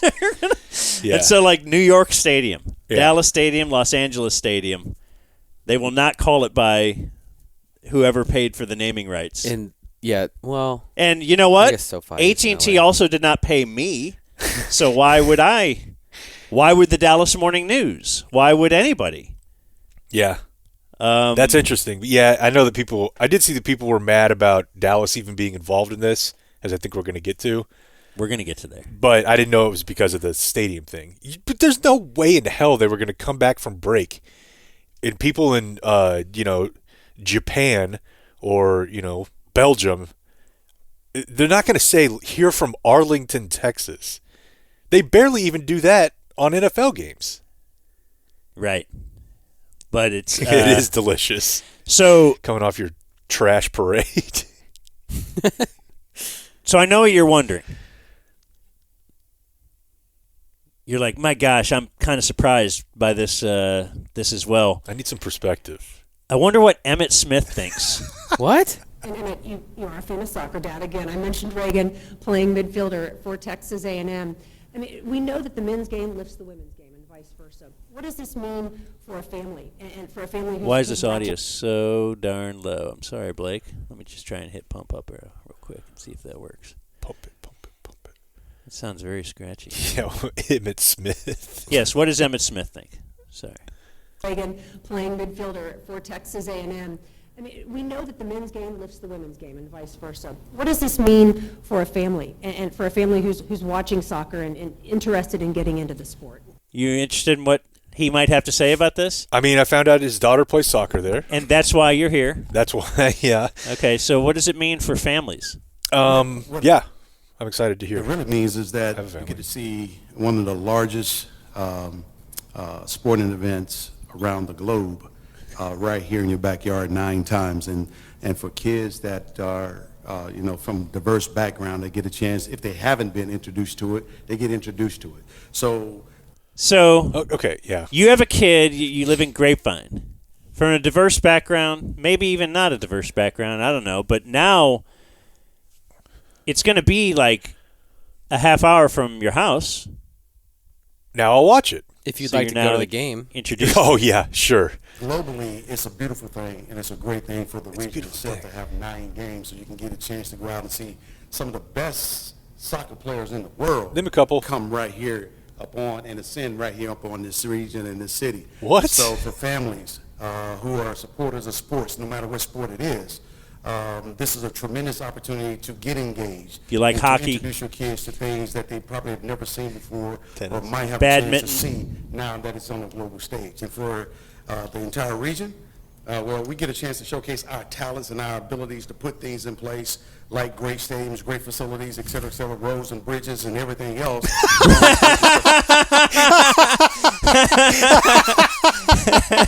Hey, I know you're from Argentina. You're here at the World You Cup will not final. believe Come check out I-30. this Margaret Hill Hunt Bridge. Have you ever God. you got to see this road. Look at this road. It's got 6 lanes. Look at this road. It's not too many potholes.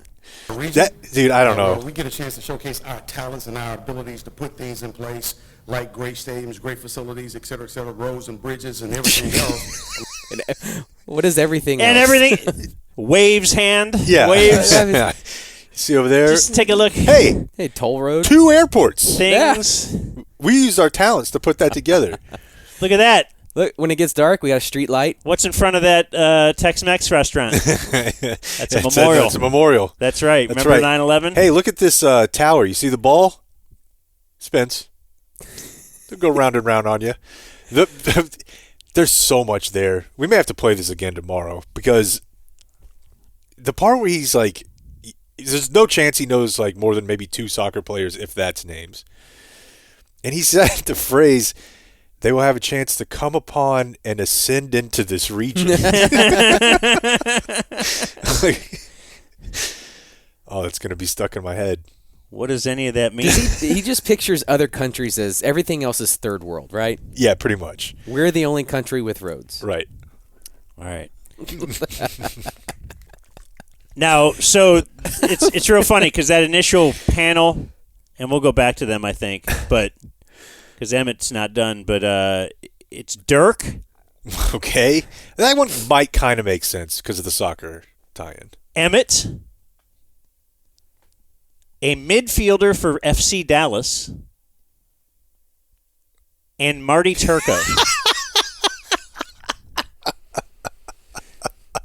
First of all, you've got Dirk and Emmett. They might be on the Dallas Mount Rushmore. They definitely are. Yeah. And then some guy. At least he plays soccer. Who I think it was like 20 years old. From Plano. He is from, yeah, he's like lives, he grew up here. No, that one makes sense then. Kind of. Well, it doesn't Like fit the with the only- others, but yeah. Hey, the only soccer player that we've ever produced that we can get. And then, yeah, Marty Turco. So it makes absolutely no sense at all. But the greatest, well, not the greatest. Jerry's probably the greatest, right? But then they have a panel of,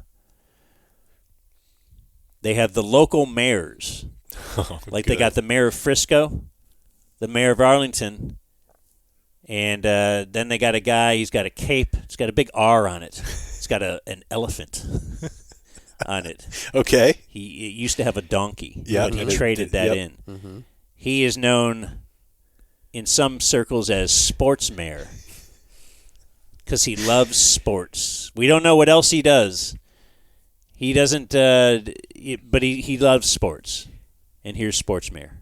We are now on the global stage. Dallas has worked hard to be in a position to be able to host something like a World Cup. And so, in my mind, what we need to be doing right now is immediately pivoting towards the business at hand, which is hosting the world's biggest party in 2026 and making sure everybody has a great time. We have the opportunity now to host the world here in our neck of the woods. They love to lean into the word world. Yeah. Emmett did that too. I mean, it's the World Cup. It's actually, Emmett said globe. The globe. It's you know, you get to choose your energy. Yeah. 9 games is a lot of games, and I think there's something to be read into why we were given that responsibility to host so many games. We're going to have so many people from around the world here in our city, and we need to do everything we can to show them why Dallas is an international city and why Dallas is on the global stage. And so that's my focus at this point. It would have been wonderful to have this historic final game played, but to have a semifinal and 8 other games played here, there's a real opportunity to showcase what this city is. And he's wearing like this a hat. This isn't the 1980s. You like know, Indiana Jones is not a real. Oh, I'm sorry. I spoke over some of his gold. Sorry. He's teaching you about Dallas. This city has become. This isn't the 1980s. You know, J.R. Ewing is not a real thing. This is not the 60s where we murdered the president. That we want the world.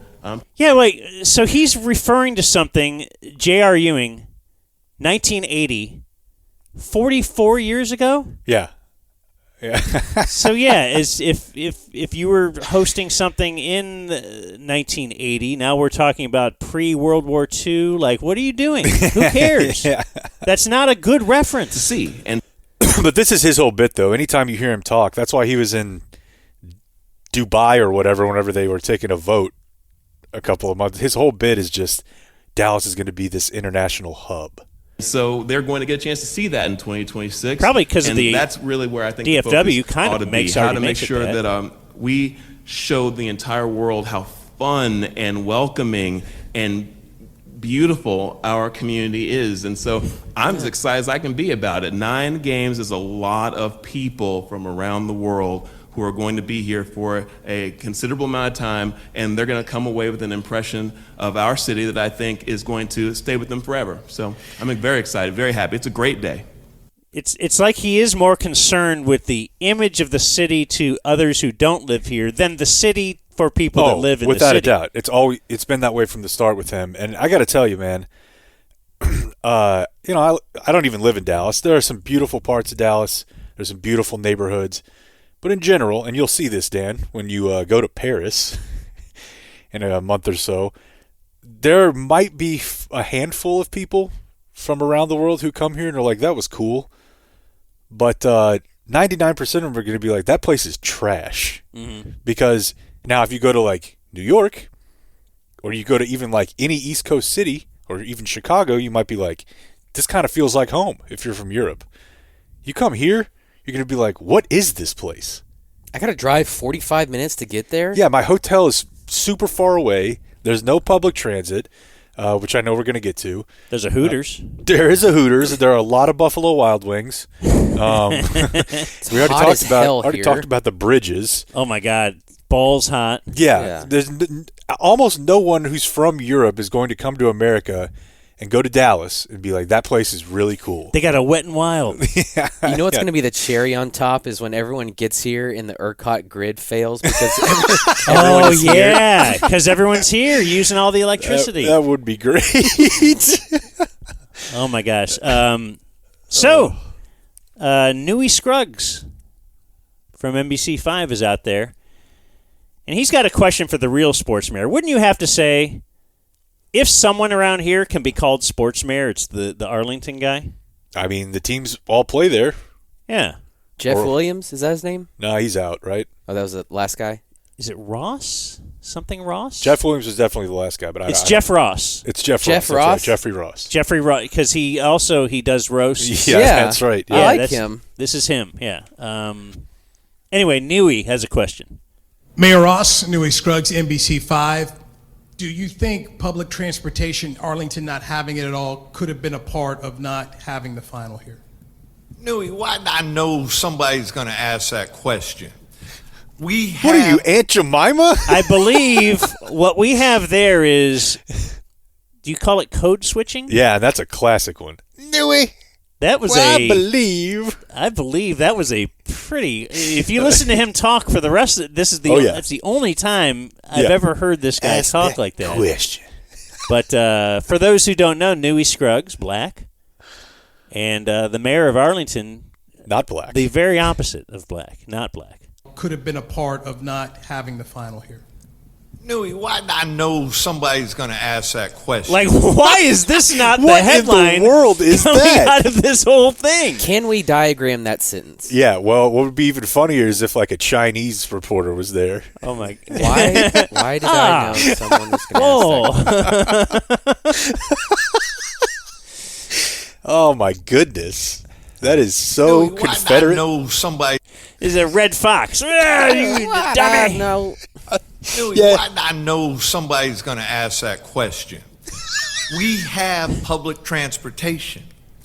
Let me tell you, if you've ever been to a Cowboy game, if you've been to a Ranger game, if you've been to the World Series parade where we had 750,000 people come into this city, they moved in and out just fine.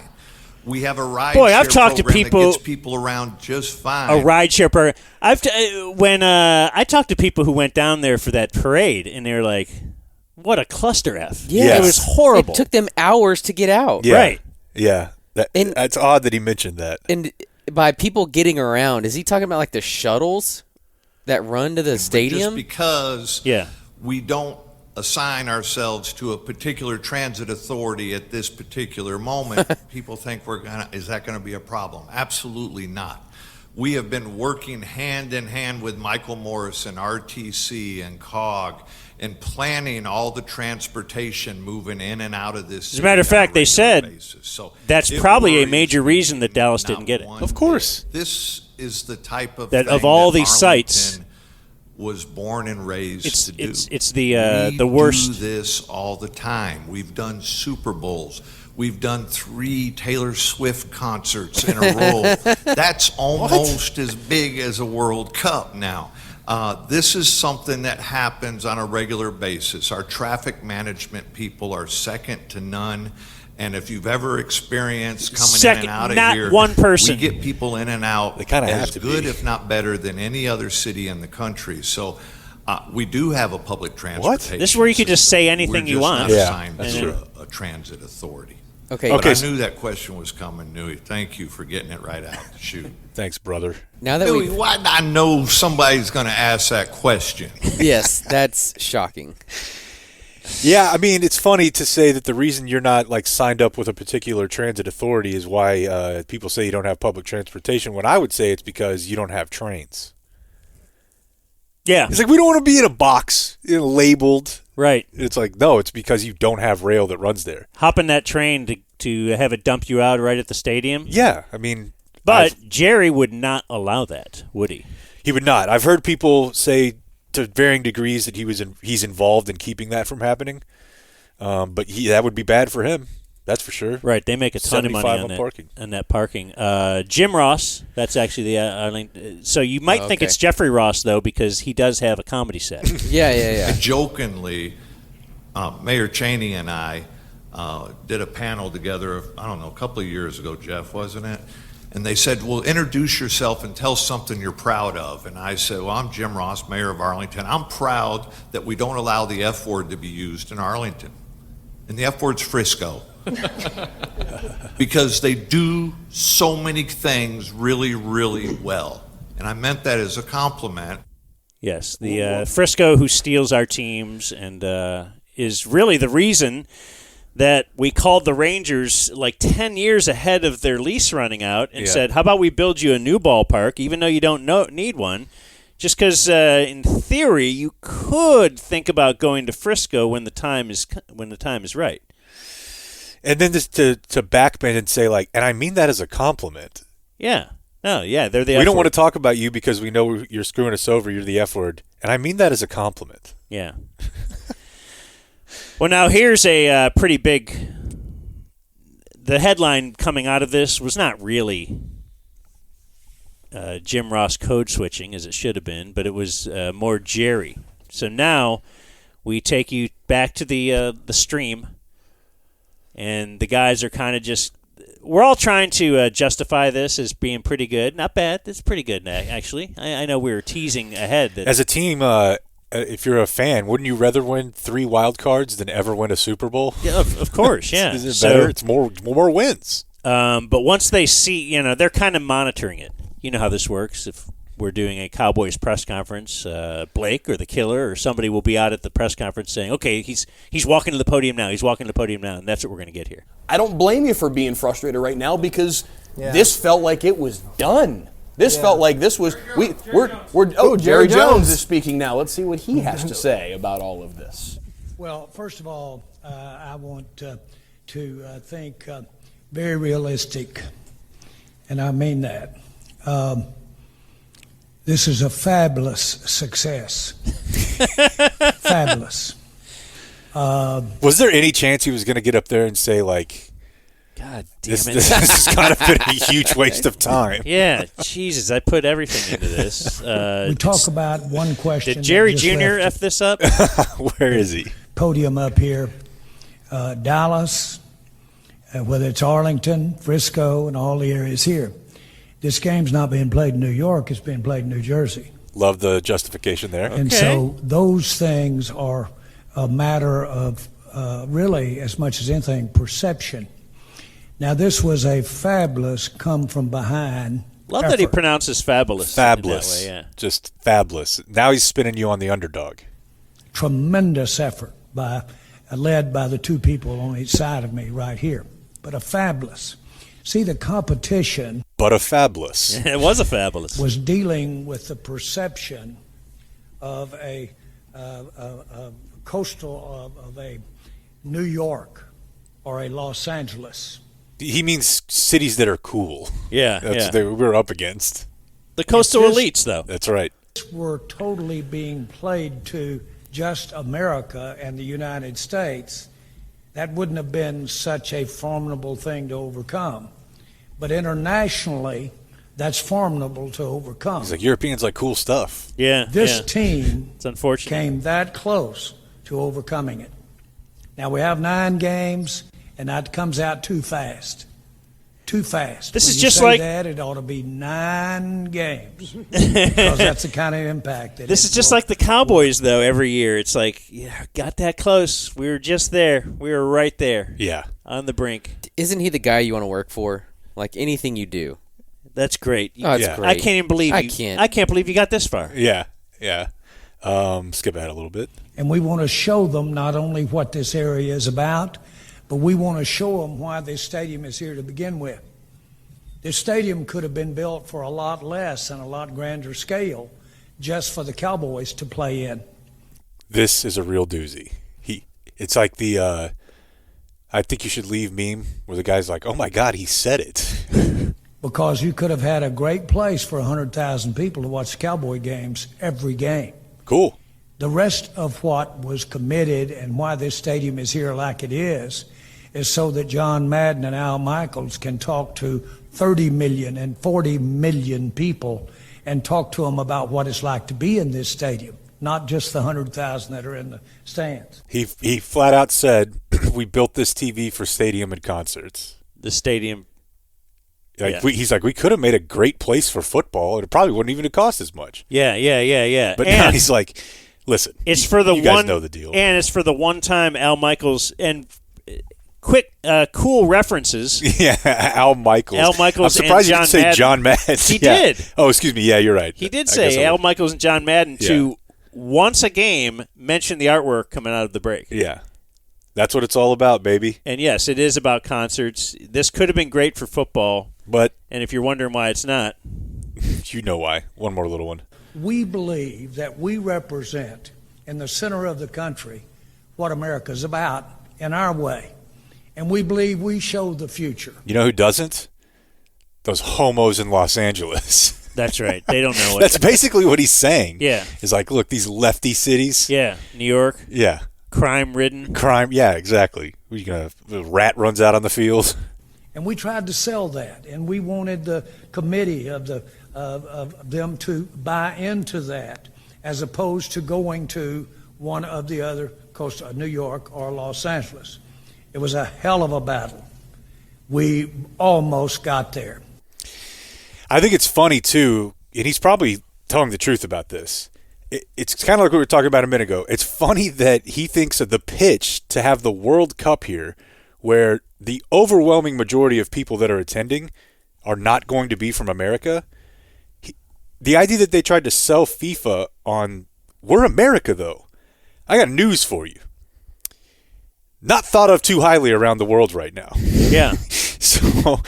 So if you want to make yourself like the most America city as you're pitching yourself, that might not have been a good idea. Because you could probably look at Miami and LA and be like, oh, those cities are like the least American cities. Big cities. And he's like, I don't understand why this guy from Portugal doesn't want to visit the pinnacle of America. Yeah. It's like, right here. Oh. It's so misguided. But I love his sales job. So is Dan Hunt the Jerry Jr. of the Hunt family? Like he didn't get the Chiefs. No, he got FC Dallas. Soccer. Yeah. So that might be a good analogy. Like Clark Hunt got the Chiefs. You can say it as fast as you want now. Yeah, you really can. That's true. Clark Hunt. Or Clar.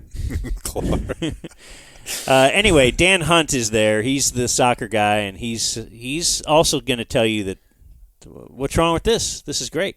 But I want you guys to think about this. Out of 9 games, we have 4 elimination round games. And I'm going to have to go look at the table, but I'm not sure anybody else has 4 elimination round games. Sweet. And we have a final match on the last group stage elimination day. So you have 5 fixtures that are do or die that are going to happen at Are we this buying any of this yet? theater.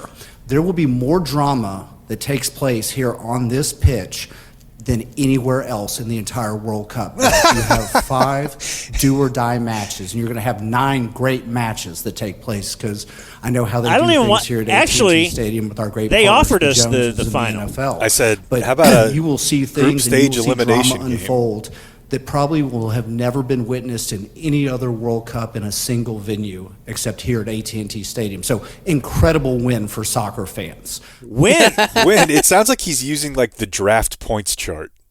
Where he's like, all right, 3/3. That's we what could have moved up. High second.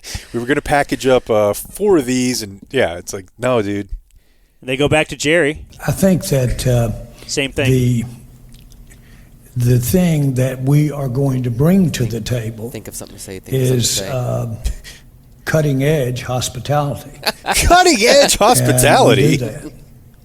And so it was going to Hot be dogs. a challenge. As a matter of fact, when I was visiting with the key people this past week, I said, "Don't you give us this final. We're going to take it up the flagpole if you do." In terms of hospitality and in terms of how it's presented relative to the national and international audience. And I don't know. Can you explain that? No, I usually we're going to take it up the can. flagpole. Don't you give us this final, because if you do, we'll take it up the flagpole. That usually means like we're going to appeal, right? But he's just saying like it's actually you're going to realize you made a big mistake with cutting edge. Does he hospitality? think that raise the flag or whatever means raise the bar? Yeah, I think that's right. Because he's saying if you give it to us, we're going to raise the bar so high that no other venue's going to be able to match what we do. Maybe he is saying that. But I just will tell you this. This is a triumph. This is a huge, huge success. Like what would have happened every for them to entity say this wasn't good? here. And while it's Because easy they to already sit knew they were here getting and something. They find say out that like their you came in paperwork didn't second, go through or something. the real world is second. Clearly, if they got the final, they would have been like, God, this is not really. This is not what we wanted. We wanted 9 matches. No, but here's the Cowboys mentality. And while it's easy to sit here and say you came in second, the real world is seconds here are magnificent, and that's not an exaggeration. Nice. And that's because in the real world, yes, that's why the culture of first or nothing is ridiculous. Because if you're second, like your company is second, you're still making like hundreds of billions of dollars because the number one company is second's great in most venues, but he also thinks that for his Cowboys. And then this is Jerry's closing remarks. What is important is that this area, our area, and our mentality and the interest there is in just sports in general, but certainly the enthusiasm for soccer, we will take it to a level that the infrastructure and the criteria they used, they didn't anticipate. I've done that in sport, and I know how it works, and I know what this area can do, and we will take it to another level. And when they're through with it, but showing it nationally and internationally, it'll be at another level. And so I'd like to have added the final game to it, but we're going to make it go up the flagpole. There you go. Yeah. We're going up the flagpole. You know, again. it's funny. It sounds like. Go ahead, Blake. Is this why they didn't draft worth a damn last year? Is this what they've been working on? Like, this is an NFL owner / GM during the season. Right. Commenting on soccer games at a stadium. Yeah. And he's going to run it up the flagpole. And when is this played? In the summer? I think so, yeah. Right. I mean, I don't know. I feel like he should be more focused on his team. When is it played? Well, they've had to. It's moved around a little bit because of COVID, but typically it is. Yeah, it's June. Okay. That'll be great. Well, what if it was November? What do you mean? I mean, I don't know. He's focused on too many things. Yeah, no, I get what you're. But he's been working on this for. He's been probably in these meetings for 3 years. He's probably, as I said, the World Cup. Remember the Norm Steven moment? Yes. That was so good. Yeah, he's going to run it up the flagpole, and you're going to see the cutting edge hospitality. And I don't want to mischaracterize our area, because I do think Dallas and Frisco in particular, it is pretty diverse. However, we're not the deep South for sure. But if you were to rank cities by racial attitudes, we might be pretty hospitable to some people around here. And I think people from, Boston are obviously thought of as massholes and very, very racist. New York is New York because it's the ultimate melting pot. But I don't know, when he says cutting edge hospitality, I'm just imagining I don't know, Team Iran trying to go out to Cracker Barrel. Yeah. Oh, yes. Oh, yes, please. Come on in and sit down. This is great. Well, I think I don't want to take this out of context, but I think he was talking about legends around that. Oh, okay. So he could just be meaning the game day experience of. Okay, when he says hospitality, he's talking about yard-long margaritas and not. I think he's talking about look how kick-ass your car this with pretzel is. Okay, that's a good call. When Jerry says hospitality, he actually means nachos. Yes. Because he owns the hospitality. Yeah. Okay, that's probably correct. Company. Do you want to hear Emmett's closing remarks? Always. Because he usually can just put it all into perspective. I'm excited for the city and the region itself. To be hosting 9 games is pretty amazing, and to be hosting the semifinals is also a great thing in the context of winning. But there is some disappointment here. Because I got to speak my mind. I cannot believe we lost the jersey. But it happened. And so, but Dallas itself nobody really laughed. Positioned itself nicely. And I think over the last 5 to 10 years, the city, the state, the region itself has done a lot of things to position ourselves for a global event like this. Get specific. And we're poised to host something as big as this. And I think this region deserves to have something on a major, massive global stage like this. And so kudos to all the mayors and everyone else that have put in tremendous amount of effort and resources to make this city and this region suitable for an event like this.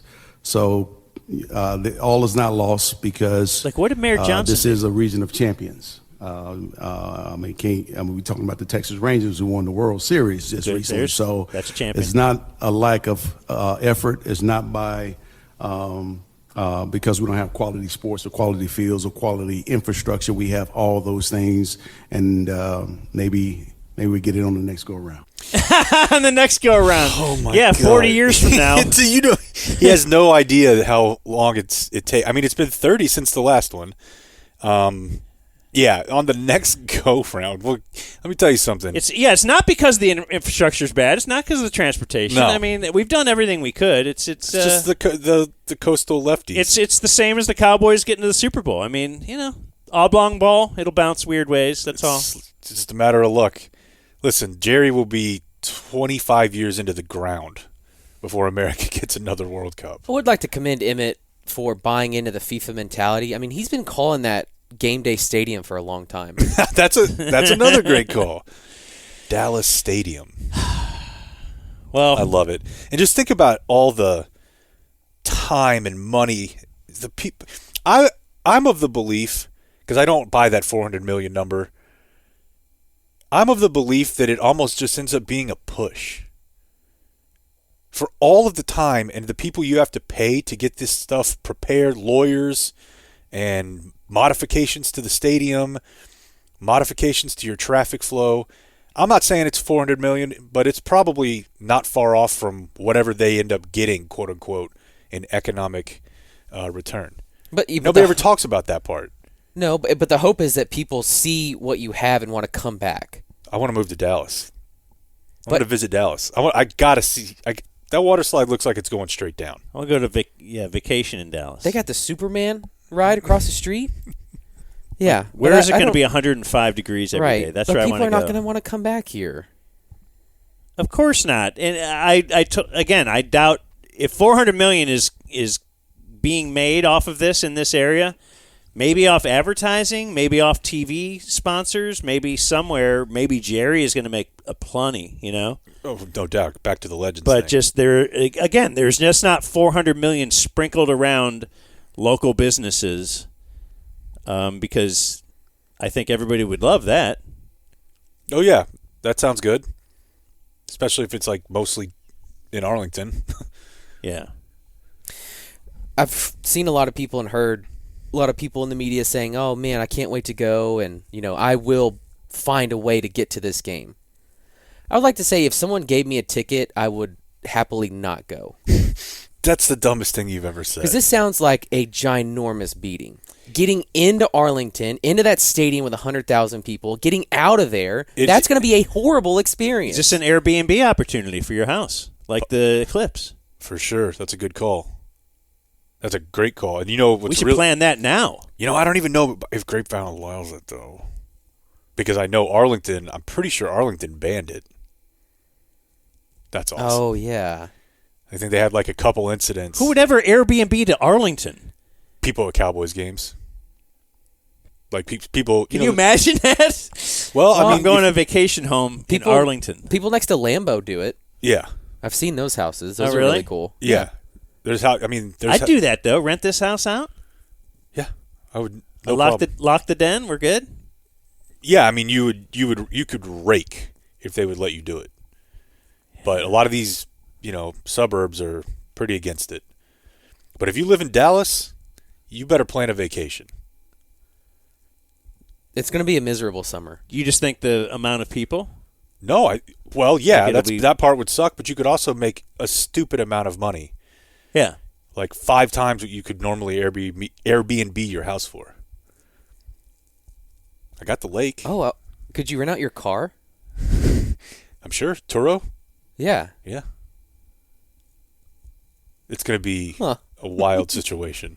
Do you think Grapevine Ford would be mad if I rented out my car? My loaner? Yeah. Hey, can I get another one too this week? Well, that was glorious. Well, we've gone a long time, right? Did we go too long to do news and everything else, or what do you guys want to do? Because we got that little chunk in the middle there. I have no idea how long we've been going.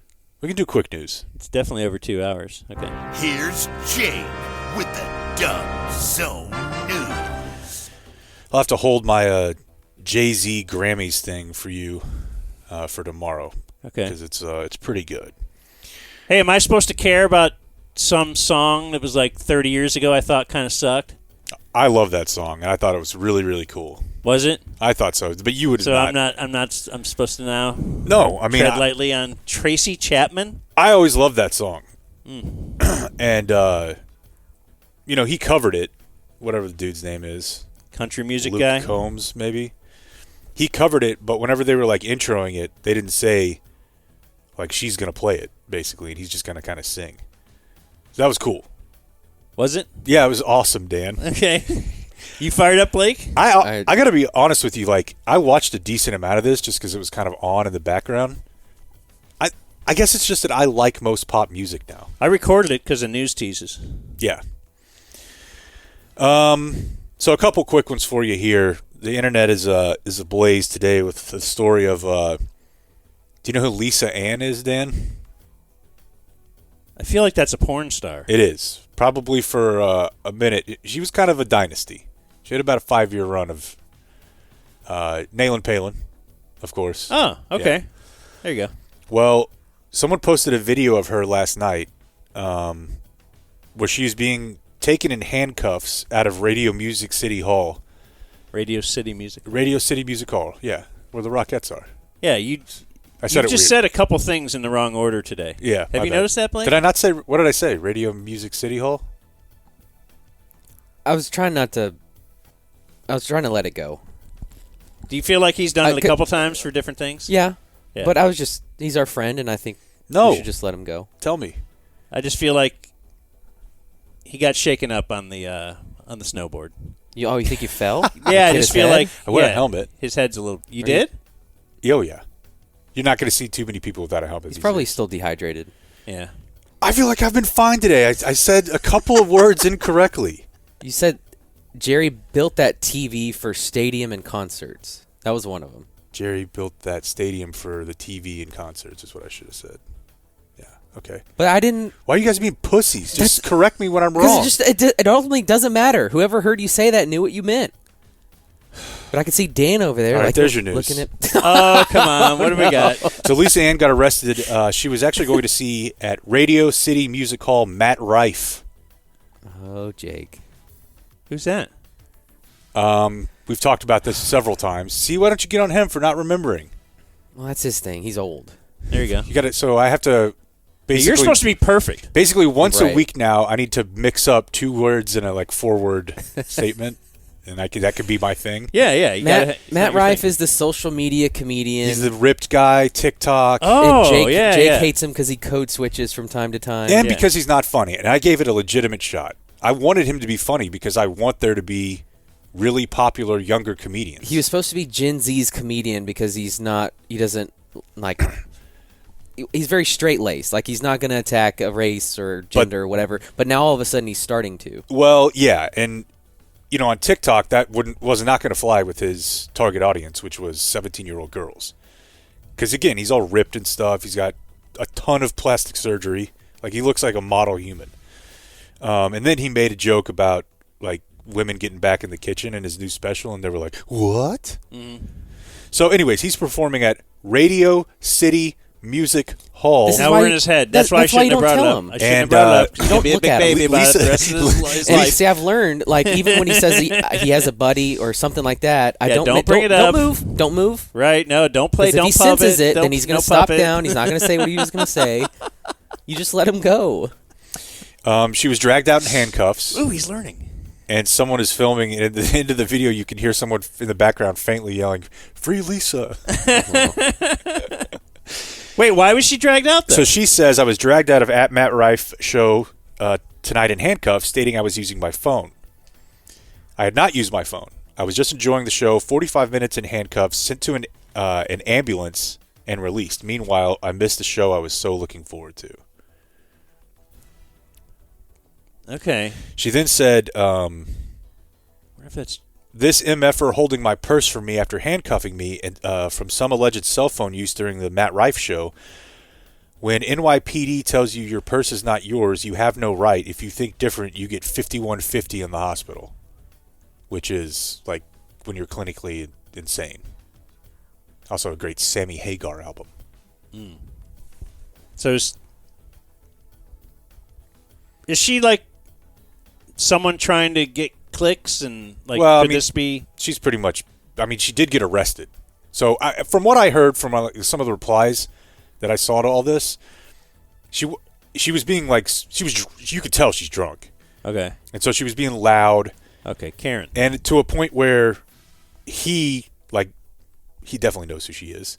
He was aware she was there and like kind of referred to it a couple times and was like pretty uncomfortable about the whole deal. Okay, so it was security clearing out someone that's messing. You've seen with that the show. at comedy shows before. Yeah. Okay.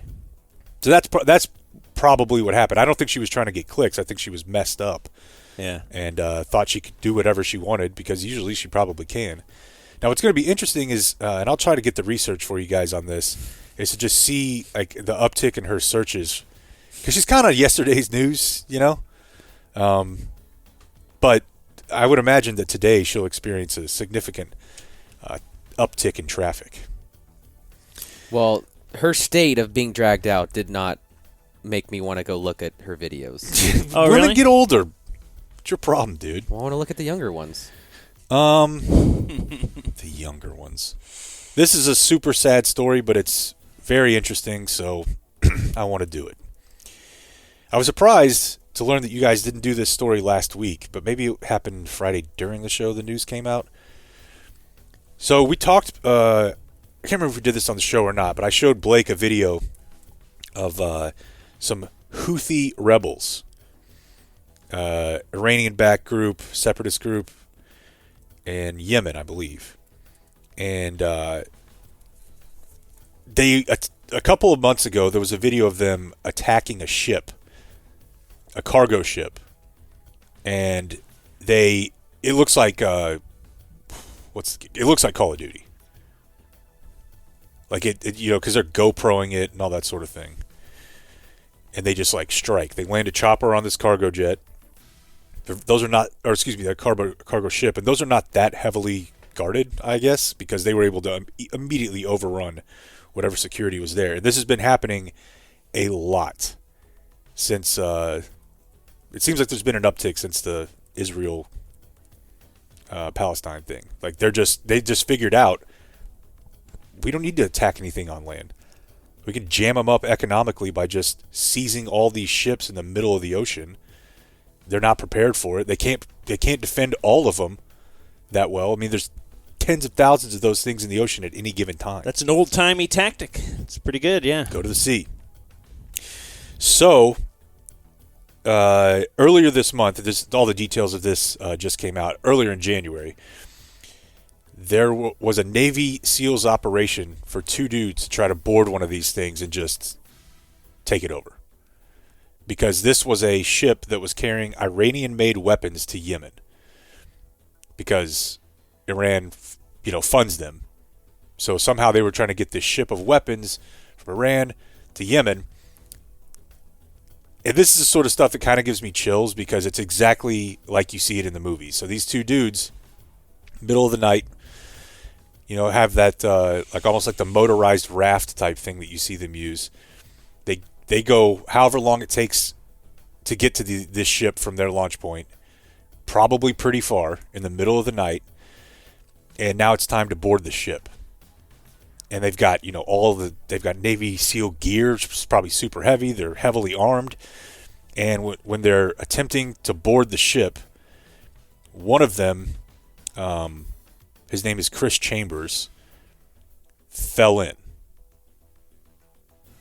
We're in the middle of the ocean. Mm-hmm. And a guy named Nathan Gage Ingram, who is, I believe, from Flower Mound. What's the Navy SEAL bit? You don't leave anybody behind. Okay. He jumps in. And they both died. Both died. 27-year-old dude from here in North Texas. Yeah, because you also hear sometimes people that are left behind because that's the greater good, right? You don't hear about that with the SEALs. Really? No. Well, why didn't they all just keep jumping in? There were only two of them. Oh, I'm sorry. Yeah. So they all did. Maybe they needed my first thought was, damn, you were going to pull this off with 2 dudes? Yeah. But I mean, they are the best. Yeah, of the maybe best. you needed to exactly pull it off. Yeah. That's what I was thinking. Is that you don't want 2 boats? Maybe it makes too much noise or something.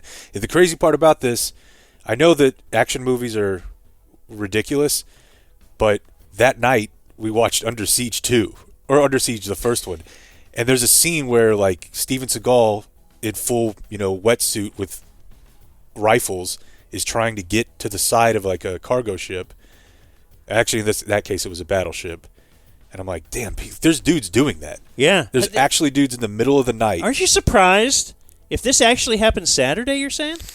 No, it didn't. The report just now came out. Oh, you read the report comes out as you're watching. Okay. Yeah. I was just going to say. It happened back on January 11th. But, the military has no. Even that, though, I would think this would be a highly classified and you'll never know. Like, this is just the missions these people do. And, like, now everybody knows they were after this cargo ship. I know. And that now they'll be on alert.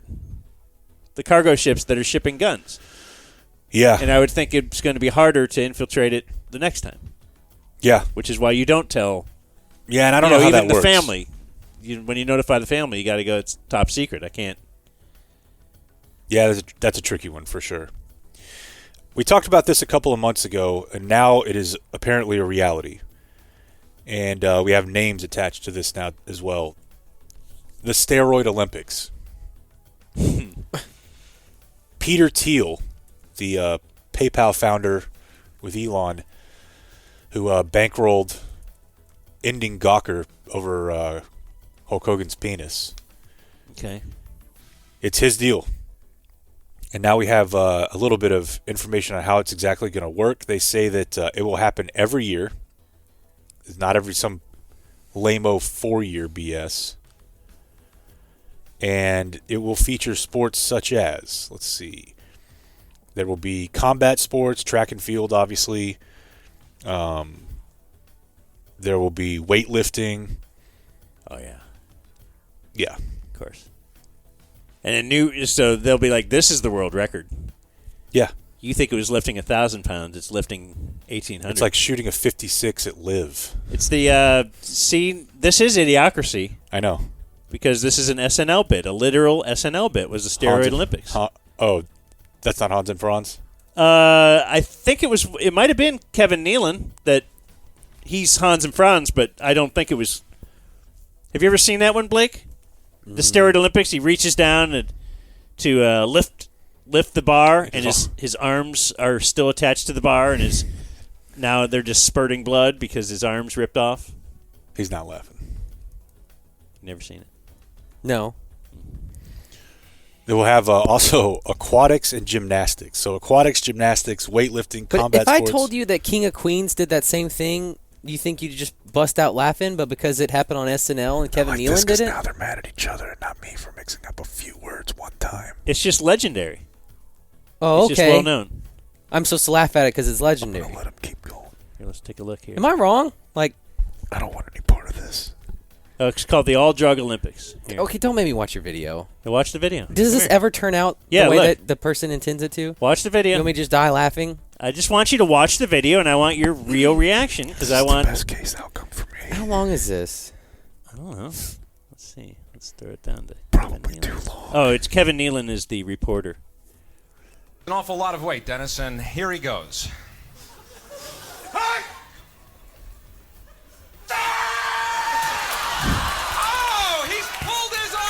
Phil Hartman. Pulled his arms off. That's got to be disappointing to the big Russian. You know, you hate to see something like this happen, Dennis. He probably doesn't have that much pain right now, but I think tomorrow he's really going to feel that, Dennis. Back to you. Thank you, Kevin. Puppy. Okay. It's fine.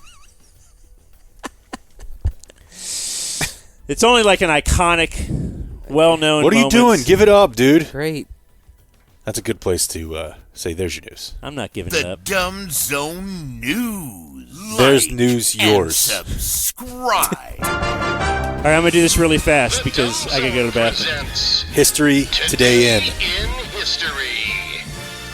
Don't have someone in your kitchen, Jake. Whatever. Just be the same idiot you were 5 minutes ago. Don't try to be smart now. That's what I tell myself. Yeah, why? Kind of bulls out of the barn or whatever, cows out of the barn. We're dumb. Just be the guy that... Sometimes I think about that. I'm like, what if I could really change who I am? Just be the guy that yells at us that we didn't know that Frederick Douglass and Lincoln had famous debates, even though they were like best friends. Because a lot of best friends debate things nationally. Think about this. Hillary and Bill, or Hillary and... was Trump at Chelsea's wedding? Of course he was. The whole thing is a ruse. Well, that's because they have us fighting amongst each other. Yeah. So just like today. We're the but lower this class is fighting. Fun. Yeah, we're fighting amongst each other, and they're just trying to keep us apart. These elites. Mm-hmm. Anyway, it's Monday, February 5th when we're recording live to tape. This is like hour 8. How do I identify the video that you made me watch? Is it the steroid weightlifter loses his arms? How should I put that video in the notes? So on this day in 1840, the Republic of Texas come and take it. Passed a bill requiring all free African Americans, they must leave Texas. Yeah, you're free, but... So if we see a black guy here... You're either an escaped slave or... You're mine. Yeah. On this day in 1999, Dirk Nowitzki made his NBA debut. Boy. He went off. He scored 2 points, 0 buckets. Those are just free throws. In that era, before the Euro movement, like how do you think, my dad or football, basketball coaches that I was around, how do you think they felt about? So he's 7 feet tall, right? Like, okay, finally. He's from Germany. That's a little weird, but like, no. He just like kind of spots up in the mid-range. Stands at the perimeter. On this day in 2017, it's the Patriots come back. 25-point deficit. Kyle Shanahan will never get up off the mat.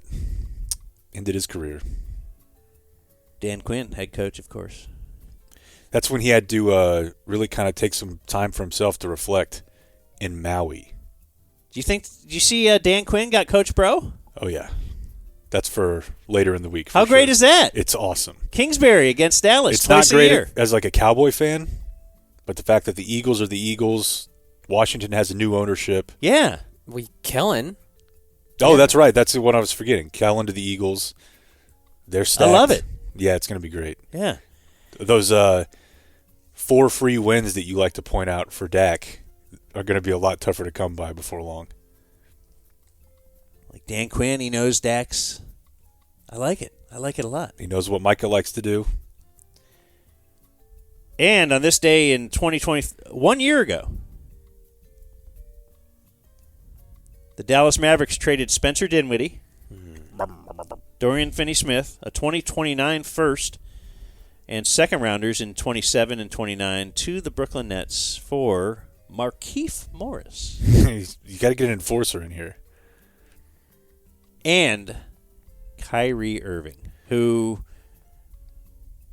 has proven to be an Iron Man, played every game since. In fact, if you go percentage-wise, I believe he has appeared in fewer games than Porzingis. Ouch. On a rate base.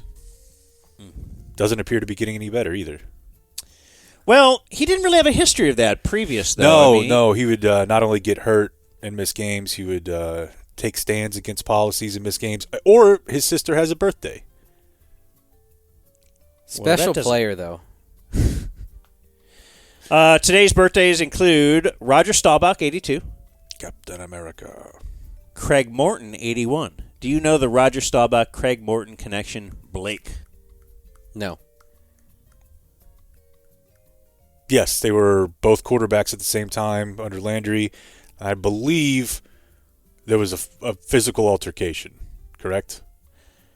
I don't know about that, but they had to run the plays in play-by-play. Once they were both very good, and Landry had them, yes. they used to have linemen run in the plays, or like Jake said, maybe a wide receiver. Yeah, that's typical. But they would alternate each play for a game. Quarterbacks? Yeah. Yes. So Morton went in on second down, and as the play's happening, now Roger Staubach runs in, and he's told the play. He knows it. He doesn't need to. And what's even crazier, like what year was that? It was 70s, early 70s. Yeah. Steve Spurrier did this with Florida in the 90s. I didn't know that. Yeah. So, and then Craig Morton, he finally decided on Roger Staubach, but it's like, hey, I have two clearly good quarterbacks. Let's get something for Craig Morton. So they traded him to Denver, and the Cowboys ended up playing Craig Morton and Denver in the Super Bowl.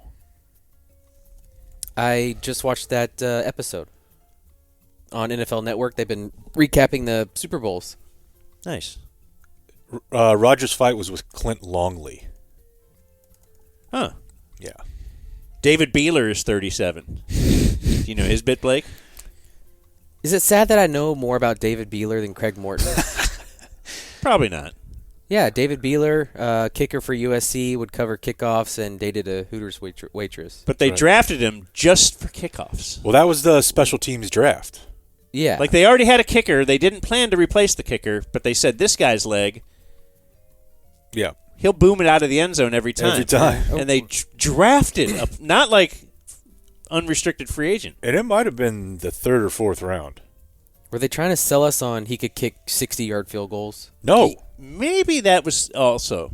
Okay. Maybe like, he would do wouldn't the be long the regular field goal. kicker, but yeah, if that's what you mean, yeah. Yeah. Don Cherry is 90. Did it work out? Kempsman. No, he was not on the team very long. Mark Hamburger is 37. Norm got so excited when the Rangers acquired him. Oh, my God. That sounds right. Roberto Alomar is 56. He once spit on an umpire. Yeah. I think he also made fun of his disabled son. The umpire's son? Yeah. Bobby Brown is not his own. Hey, my son's a tardo. Bobby Brown is 55. He beat up his wife. Many times. Also had to fetch doo-doo out of her bottom. Mark Furman is 72. Some say racist. But just the people that he called the N-word. Those are the only people that said he was racist. You know what's funny about that? People often focus on Ollie North when Fox News needs a special correspondent or an analyst for like something foreign policy related, especially as it relates to Iran. They will put Ollie North on. Blake, just for some background, Oliver North was a general in the U.S. military who was arrested in an arms trading deal called Iran-Contra in the 80s. He was literally arrested. When there's a big crime case, maybe a murder, they go to Mark Furman.